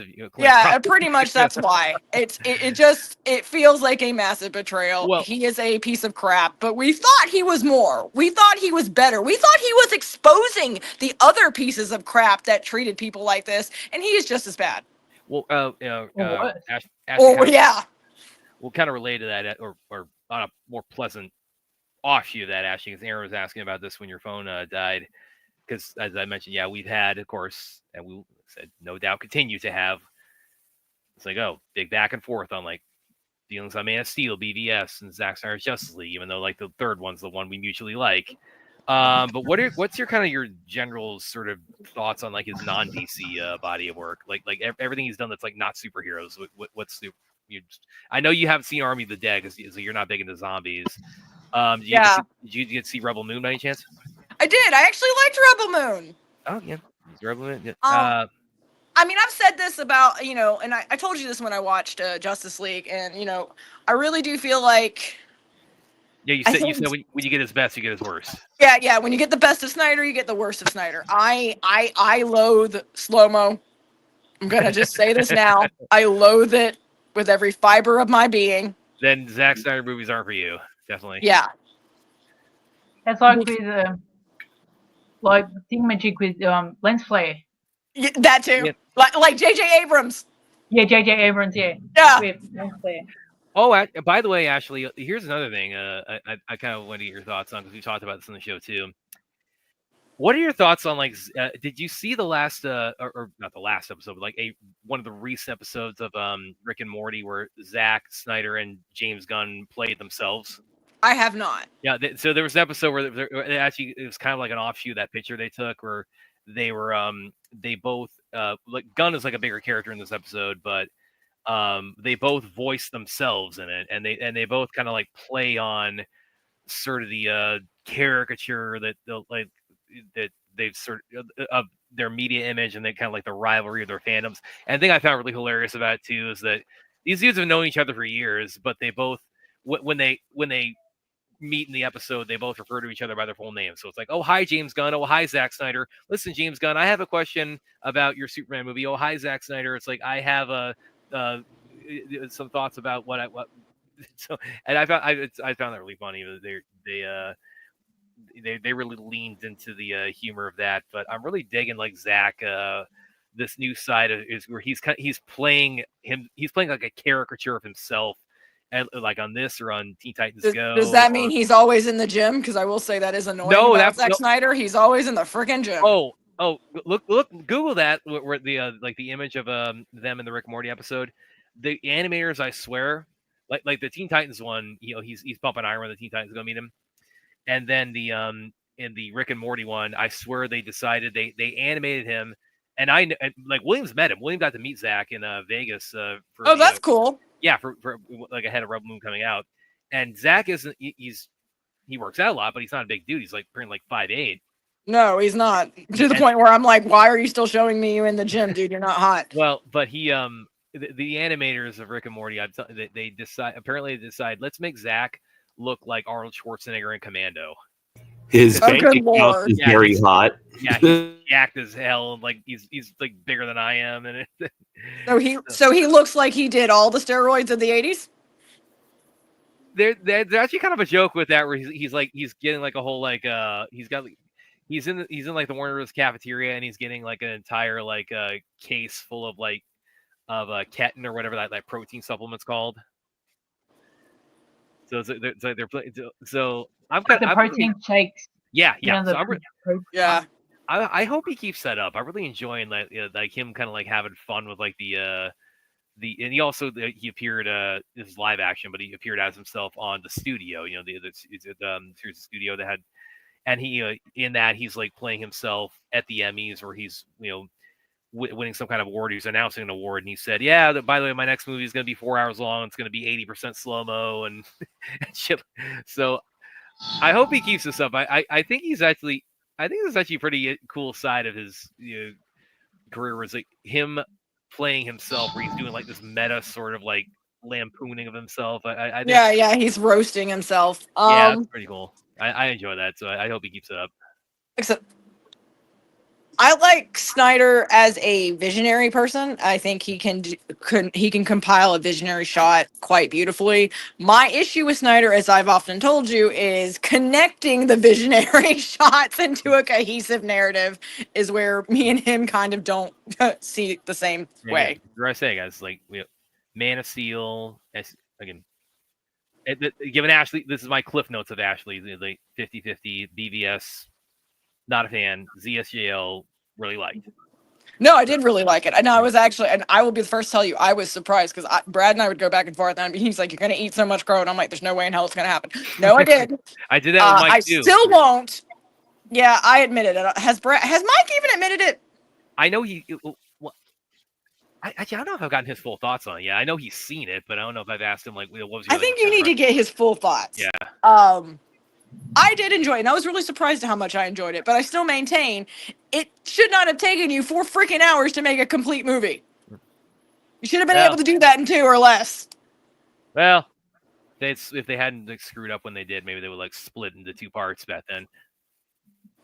And I liked the idea of making it an anthology. I thought that would have been excellent. I actually liked the title cards. I know a lot of people didn't. I thought it was a nice throwback to other types of film forms, so I enjoyed that part.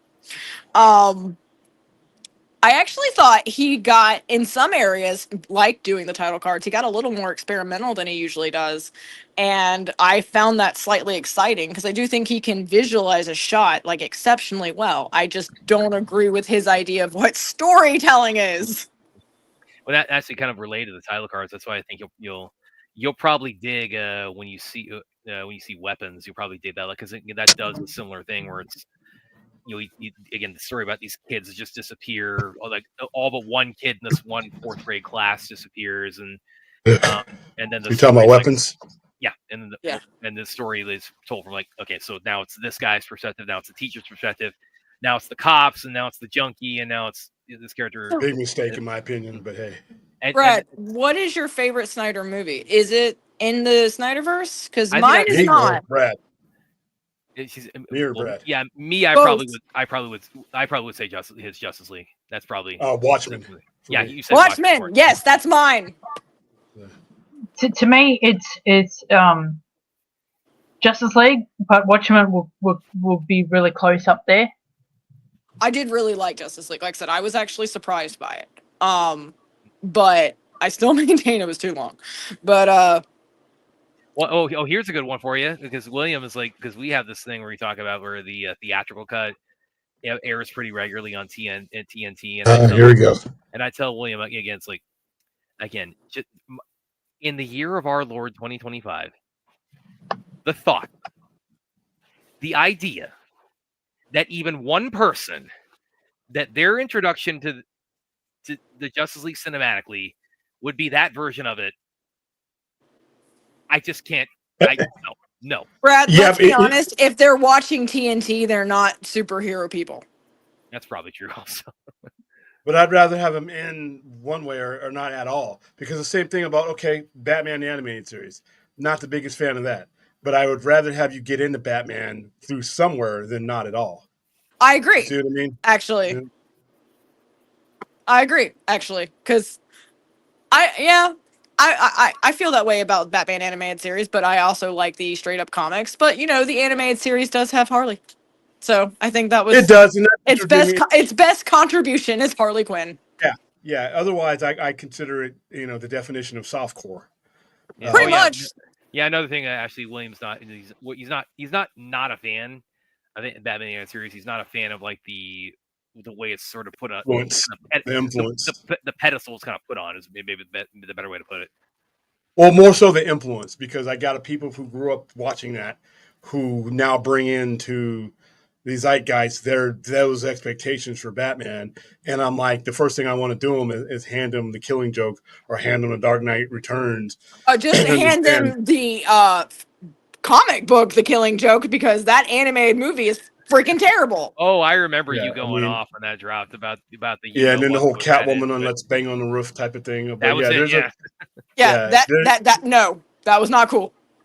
Yeah, when you have to change something to make it suitable for kids, then that tells you you're on the wrong road. Just make something for those kids.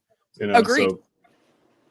So what? Not my favorite. But once again, if you came in to be a Batman fan, I would rather you have come through that doorway than to never have gotten, to the point where we could have a conversation about Batman. And that's how I feel about Justice League. It's not our version, but there are a lot of people who don't care about our plight But that again, will only this see is the point I the- make is like you know, if I Yeah. want you to eat filet mignon, it's like I don't want to repel you with serving you a plate of dog shit But first. they're not looking for anything, though. You're assuming that they came in looking for one thing or the other. Right. If on TV, free TV, and they're sitting there watching it, you know what? They may, hey, man, I think I heard about this movie somewhere. And guess what? Now we have this thing that I invented called Google, and you can go from there and you can get to where we are at with this. But if they never have a way in, it's a really complicated path to get into. This whole Zack Snyder thing in the last 10 years is basically been, unless you're in it, it's not something you'd be attracted to. It's really a pain in the ass and complicated for just a layman. You know what I mean? Yeah, I'm that Yeah. layman. I have no idea about Snyderverse and all this. Okay. bullshit. Well, Clint. Well, since you're a layman who's on the show, let's say now you don't have an excuse. If you haven't seen either version, I forbid you to see the 2017 one. Yeah, but prior to him, if he didn't encounter us, he would be like 99.9% of the population.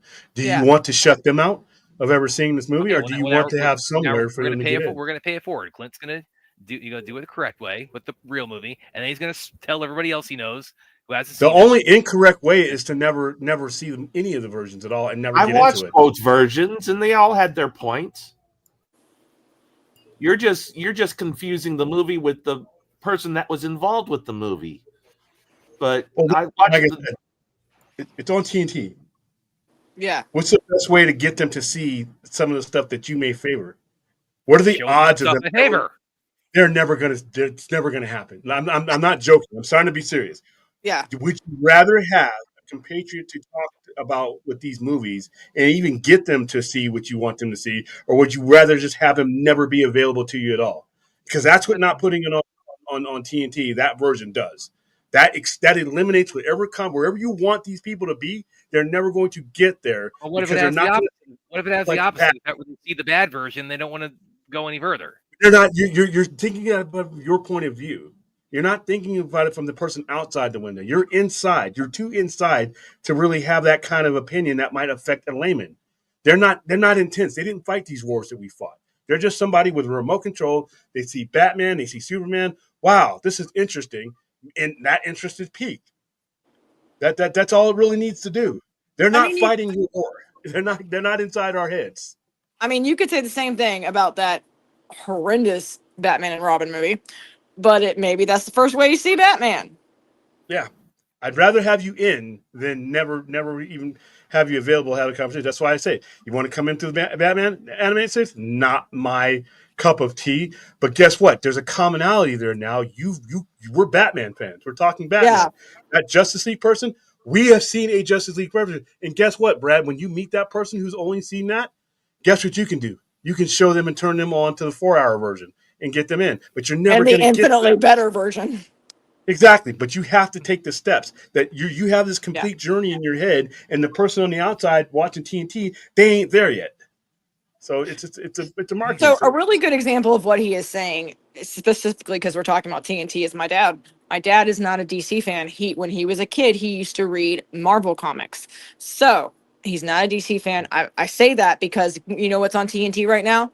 Arrow. Do you know what he's now interested in? DC. They're all gateways in. I've noticed a lot of. William doesn't like the Arrowverse. Oh yeah. No, yeah, but you know what? I we need to appreciate dig the her in the Arrowverse Arrowverse for for William, by creating the a way. DC fan that I can converse with.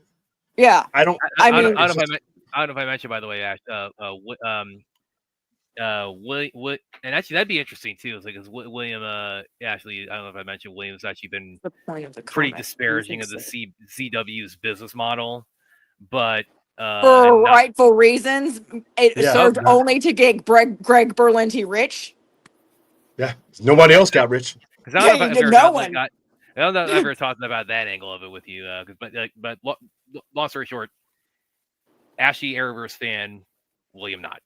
Well, that's fine, but we can do that. And Yeah. as an Arrowverse fan, even though I like the show, I have no problem admitting that is really not Oliver Queen.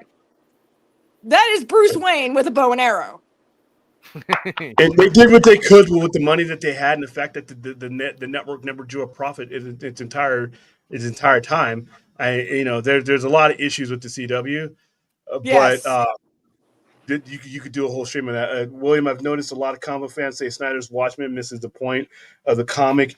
Do you think so? Absolutely not. And just enjoy the movie. No, I think verbatim, what he did in 3 hours and whatever 3 hours that he did in that movie was one of his phenomenal. hardest job, because that was a 12-issue maxi series built to be released in the Cold War, released at the heart of the Cold War, and to give that vibe. Not only does he do a good job, an excellent job of hitting the point of the comic, he adds things that are not in the comic. A lot about the 80s, the memories that you attach to the 80s are music videos, Yes. music. He adds music to give you the ambiance that you're supposed to be feeling when you're reading that book. So no, not only do I think he not only do I think he did not miss a point, I think he nailed it, and he augmented certain things. Yeah, if he had now the series came out, Oh and yeah, what do you took think it on the series? because they had 9 episodes to tell a story. Zach only had 3, roughly 3 hours. You could do things in this series like the squid monster. You couldn't Yeah. do the squid monster. It didn't make sense in the movie. You didn't have that kind of time. With the series, you had 9 episodes to build up to it, and you actually had an episode, A Little Fear of Lightning, which is one of the best things HBO Max has ever done, or HBO period has ever done. It shows you the night of the squid monster, the psychic ghost monster exploding, and how it affects one of those characters. So what Zach did was excellent for what he was working with, the time he had working with, and the size of Watchmen is a year-long maxi series with a lot of underlying things. I think he did a great job. So that's it is my favorite Zack Snyder movie. So And tagging off that, I agree. And it's even more impressive because, as I've told you, I'm not a fan of Zack Snyder's storytelling usually. Because normally, when he has a lot of sources, I feel like he does kind of go off in directions I would not go into. However, he streamlined, like William said, he streamlined that so well. And when he is making these alterations, he actually makes it relevant for an audience today and not just in the time period that it would have been based in. He made he made people like us give a damn about the Cold War when, quite frankly, we had nothing to do with it. yeah, and Nixon. When I was little. I mean, he released that movie in 2000. It was 2009. 2009, Watchmen yeah. came Yeah. out. 2009. Nixon had been dead for 20 years. The Yeah. Cold War. Most of the people, if you were born the day that the Berlin Wall fell, you were literally coming of age. You were becoming an adult. So it wasn't really relevant to guys like that. Me, that grew up in the Cold War, but he made that relevant. He gave you that Yeah. sense of the world, that dread. And that's impressive to be able Yeah. to do that, to take to make something that really should stand in a moment in time, and that he's able to pull it out of a moment in time. That is why it is my favorite. That is where I think his storytelling has been at its best. Now, he had help with that, but it was still, I loved Watchmen. I thought what he did, and I think looking at it from and I know a lot of fans that do think that it missed the point, that they kind of altered things, particularly with Ozymandias' character. But I would say he's trying to tell you a different point, but within the same spirit of that story. Yeah, because Watchmen is told from different points of view in a Yeah. comic book. It's told from the comedian. It's told from until it all comes together, and then it's told from Dr. Manhattan's view, Had which is skewed because of the way he can see things. Now the series did better because they had more time. What the Yeah. series does is they give you the full scope of Dr. Manhattan's powers, because he literally in one scene is experiencing the future, the present, and the past all at once, and you see how it affects. You couldn't do that in a movie because you didn't have enough time to put all that together. But for what Zack Snyder was given to do in that movie, that to me, you look at all of his work. You look at the DC proper stuff that he's done. You look at all the that's his most complete, and it's his most difficult story to tell. it is. Watchmen is the most difficult IP he ever approached, in my opinion. Because I mean, it's a Everything else lot that's of it is. I mean, a lot of Watchmen. I mean, it's a lot of nihilism in Watchmen for a lot of reasons, but Yeah. it is a very difficult story to tell, to make that relevant, and to not make people just be super bummed after they watch it. And more importantly, what do I say about Snyder? I think he has a lot of excess in his storytelling. He did this in under 4 hours. Yeah, Yeah, even not too far under, but yeah. Yeah. Panel, do you think that the rational and more logical fans both Josh and Zach get overshadowed by the extreme. Well, that's going to be everything. That's going to be Totally, yeah. everything you do. Yeah. The loudest That voice pretty always much. takes over. Yeah. Yeah, totally. Agreed. That's Actually, got another. unfortunate because, like I said, we get called cultists and shit for things that we know other people do that end up being 0.199% of all of their entire fandom, but Yeah. because they're the loudest ones, they're the ones that get the attentions and everything aimed at them. So yeah, that's unfortunate, but that's the truth. And that's Brad, you and I talk about that all the time when it comes to fandom and how I'm always much more of a let's calm down when it comes to fandom because I don't like fandom. I like fandom having a voice. I don't like the idea of fan threatening directors to get something. Yeah. There's another question Anthony has for you. Ashley, if they bring back Arrow, would you rather it be a DCU HBO Max series or movie? HBO Max series, I always go for HBO Max. I want more. I want blood. I want cursing. I want sex. You're gonna get all that on HBO Max. Exactly. Yeah, so you would, it will yeah. always be HBO Max. That's why this Wonder Woman series that they're going to do, I'm wondering if it's going to be closer to Spartacus, Blood and Sand, and Game of Thrones, Right. or is it going to? Right. Because you're going to have Amazons, you know, they're all going to be hot, you know, they're all going to be sculptured, you know, they're all going to be, you know. So I'm wondering if, you know, I'm kind of torn, because HBO Max would like be the place they would do it at, but I mean, like for whether they would do it as like a one shot, kind of like HBO Max original movie, or as like a mini series. I don't know. I'm talking about from their perspective, like which one would they want to release it at or produce it as? I could see it going either way, being like a series or a movie. Sort of like I personally think comic book stories do better in series because I feel like you need more time to get past the somewhat ridiculousness of that comics can sometimes run into. that and it's when you're talking about episodic format, that is comic books. The characters are designed to work in episodic formats. That's why I always prefer series over TV By shows. the way, William would be happy to know that Happy Gilmore is going to be over in about 8 minutes. Darn.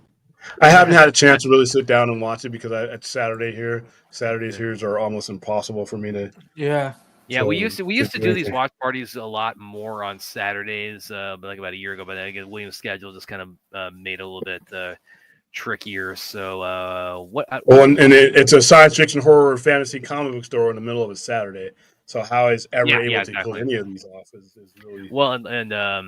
Well, now you've also, and of course, like has it kind of like level because you talked about like with school starting back up, like that sort of caused a bit of a dip business wise. Is that kind of leveled that first weekend blew? Those first 2 weekends absolutely sucked, and then the midweek traffic just has not been anything to think about. But we're now in the second Saturday so the first Saturday of the school year was this week this was a stronger one, more traffic one. The night. This time of year, I'll have like a lull in the middle of the day, and then about 7 or 8 o'clock, then that's when the majority of people, because once the sun comes down, a lot of people in Vegas and a lot of tourists, a lot of people are here for the Star Trek convention, but a lot of them are going to go back to their hotels, and then I usually get them in the PM hours when the sun's not bearing, because some of them are walking from the convention center, which is not too far away. But even if they're Ubering and everything else, if they're not from Vegas, they're not going to be. They don't want to be outside. Unless they have to be. So that's why I'm open really, really super late on Saturday nights, because we'll get people wandering in. Like even last night while Junkie was on there, we're doing transactions and that show went late because it's the desert. I'm right near the tourist district and it's hot. So back to school day. Yeah, actually, William, is because I think I mentioned runs a comic book store called the Sci-Fi Center in Vegas. You're within like a mile or so of the Vegas Strip, aren't you? No, less than that. Oh, no, wow. Yeah, I've actually been. I have not been in the store, but I've been by it. So no, he's not that far. Oh, no, I'm literally. So you've been closer to Sci-Fi Center than I have, and I'm the I was gonna say I was in Vegas last year. So yeah, I know you did, but man, So the commercial center, I have Sahara Maryland Parkway. The very next major street is Las Vegas Boulevard, if you consider. By the way, Ashley has also been to Hong Kong, and I haven't. Yeah. You need to get out. You need to get out more, dude. Well, I did that with SCAD. That was when SCAD still had campus, and they don't anymore. But again, it's like you physically were present on Hong Kong, and I wasn't. You set foot there, I haven't. It's like I'm like the Hong Kong the action movie fanatic. And it's like, you made it out there before I did. It's like, how is that possible? All right, Anthony, I don't know if I get your question. I'll try. Am I thinking of a different Batman show? Was it Batman the Animated Series later or during the series that they had an episode where Bruce ended up sleeping with Barbara? No, that's the Killing Joke. That's the Killing Joke. Yeah. That's the Killing Joke, which that does not happen in the Killing Joke. Now, I'll give No. the Killing Joke credit. The stuff that they did do in the Killing Joke, there's nothing about the Killing Joke that's safe for kids, really, to be honest with you. No, Now, and it's that's not. at the point where they're not really aiming for kids. They're aiming for the adults that became. Because Killing Joke, you had to get a permission slip to pick up. When I was a kid, you had to Yeah. get a permission slip to get that off the shelf. They kept that behind the shelf. And, my dad knew my comic book store owner, so he just came in and said, that's fine. Just, let him have it. And what happens in the Killing Joke, so Killing Joke, Brian Boland and Alan Moore, 1988, right? So if you understand what's happening in the Killing Joke and in Dark Knight Returns and John Burns run after that, and then 4 years later, you got some kids show on there, and you're rubbing all that. You pretty much had to pare down everybody and everything just to put it in front of a kid. And I'm like, I can't do it. I can't watch this. And I ended up watching it. Like I said, on its own, it's not bad. Voice Kevin Conroy, Mark Hamill, great. But I'm like, this is the same thing as a G-rated Friday the 13th movie. I don't need this right in my life. Yeah. So, oh well. All right, so Matthew, and stop doing that. Guys, stop doing it. Can you read my last question? Come on, stop that. I'm not ignoring you, but there's a lot that goes on in these things. And then you guys type these books, man. It's like 407 years ago. And actually, you haven't even met Rhea yet, because she's on the chat tonight. It's a friend of ours, and is she in the chat?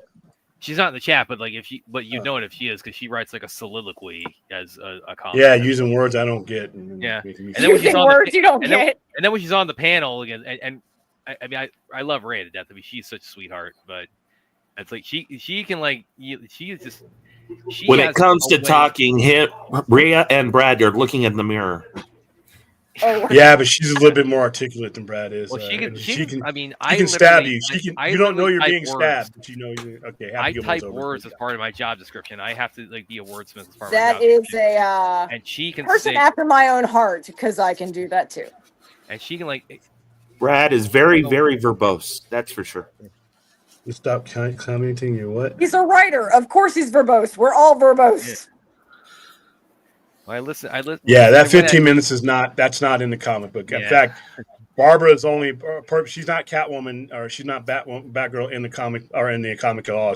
She's just Barbara Gordon. The only time you see her is when she opens the door, and Joker shoots her, and proceeds to strip her. Which was 1988 comic book associated with that. That was not what was.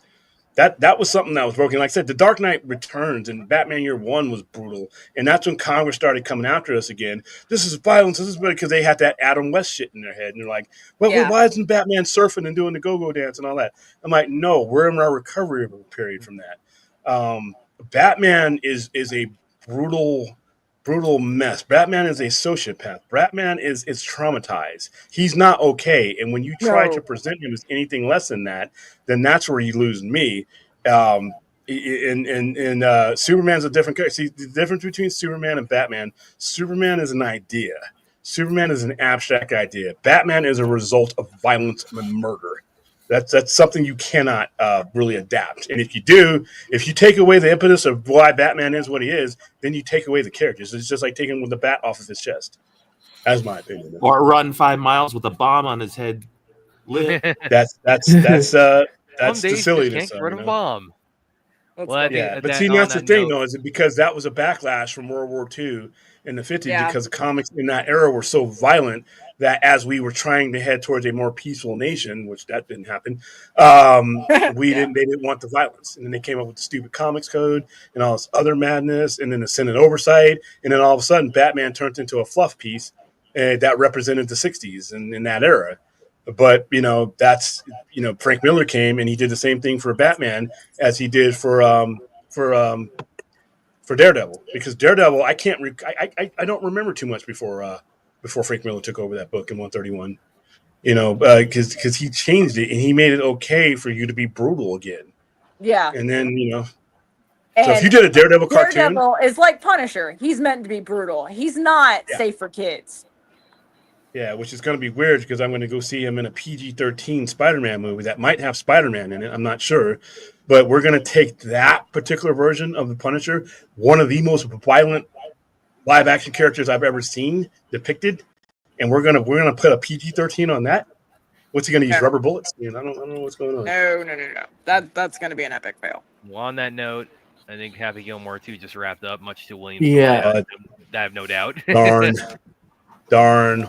I mean, and I missed most of it. That's a damn shame. Oh yeah, Sorry, 'cause Larry. every time we do these ones that for stuff that that we get paid for that you hate, it's like William always finds a way to like duck out and like, oh, I'm back. I'm not ducking out. It's like, oh, I went. I'm in the middle of a I retail got a establishment. customer. Now I'm back. People come through, and I got to In help them. I fairness, can't you do it. also picked this is time for a new person to come on, so probably not the best way to keep his eyes focused on the movie. Well, I mean, Clint's like, started asking about Ashley again. It's like, okay, it's tonight the night. Let me call her up. Yeah, I was surprised because every time he's he's found a reason. He's like, brought you up many times and says, "Oh, I'm going to get her on the show. I'm going to get her on the show." And this is the first our time. schedules are completely different. I'm actually usually in bed by now because I have to be up at 5:30 in the morning. Yeah. So yeah. Well, it would be, weeknights. early in the day too, and he would still. Oh, I can't get a hold of Ashley.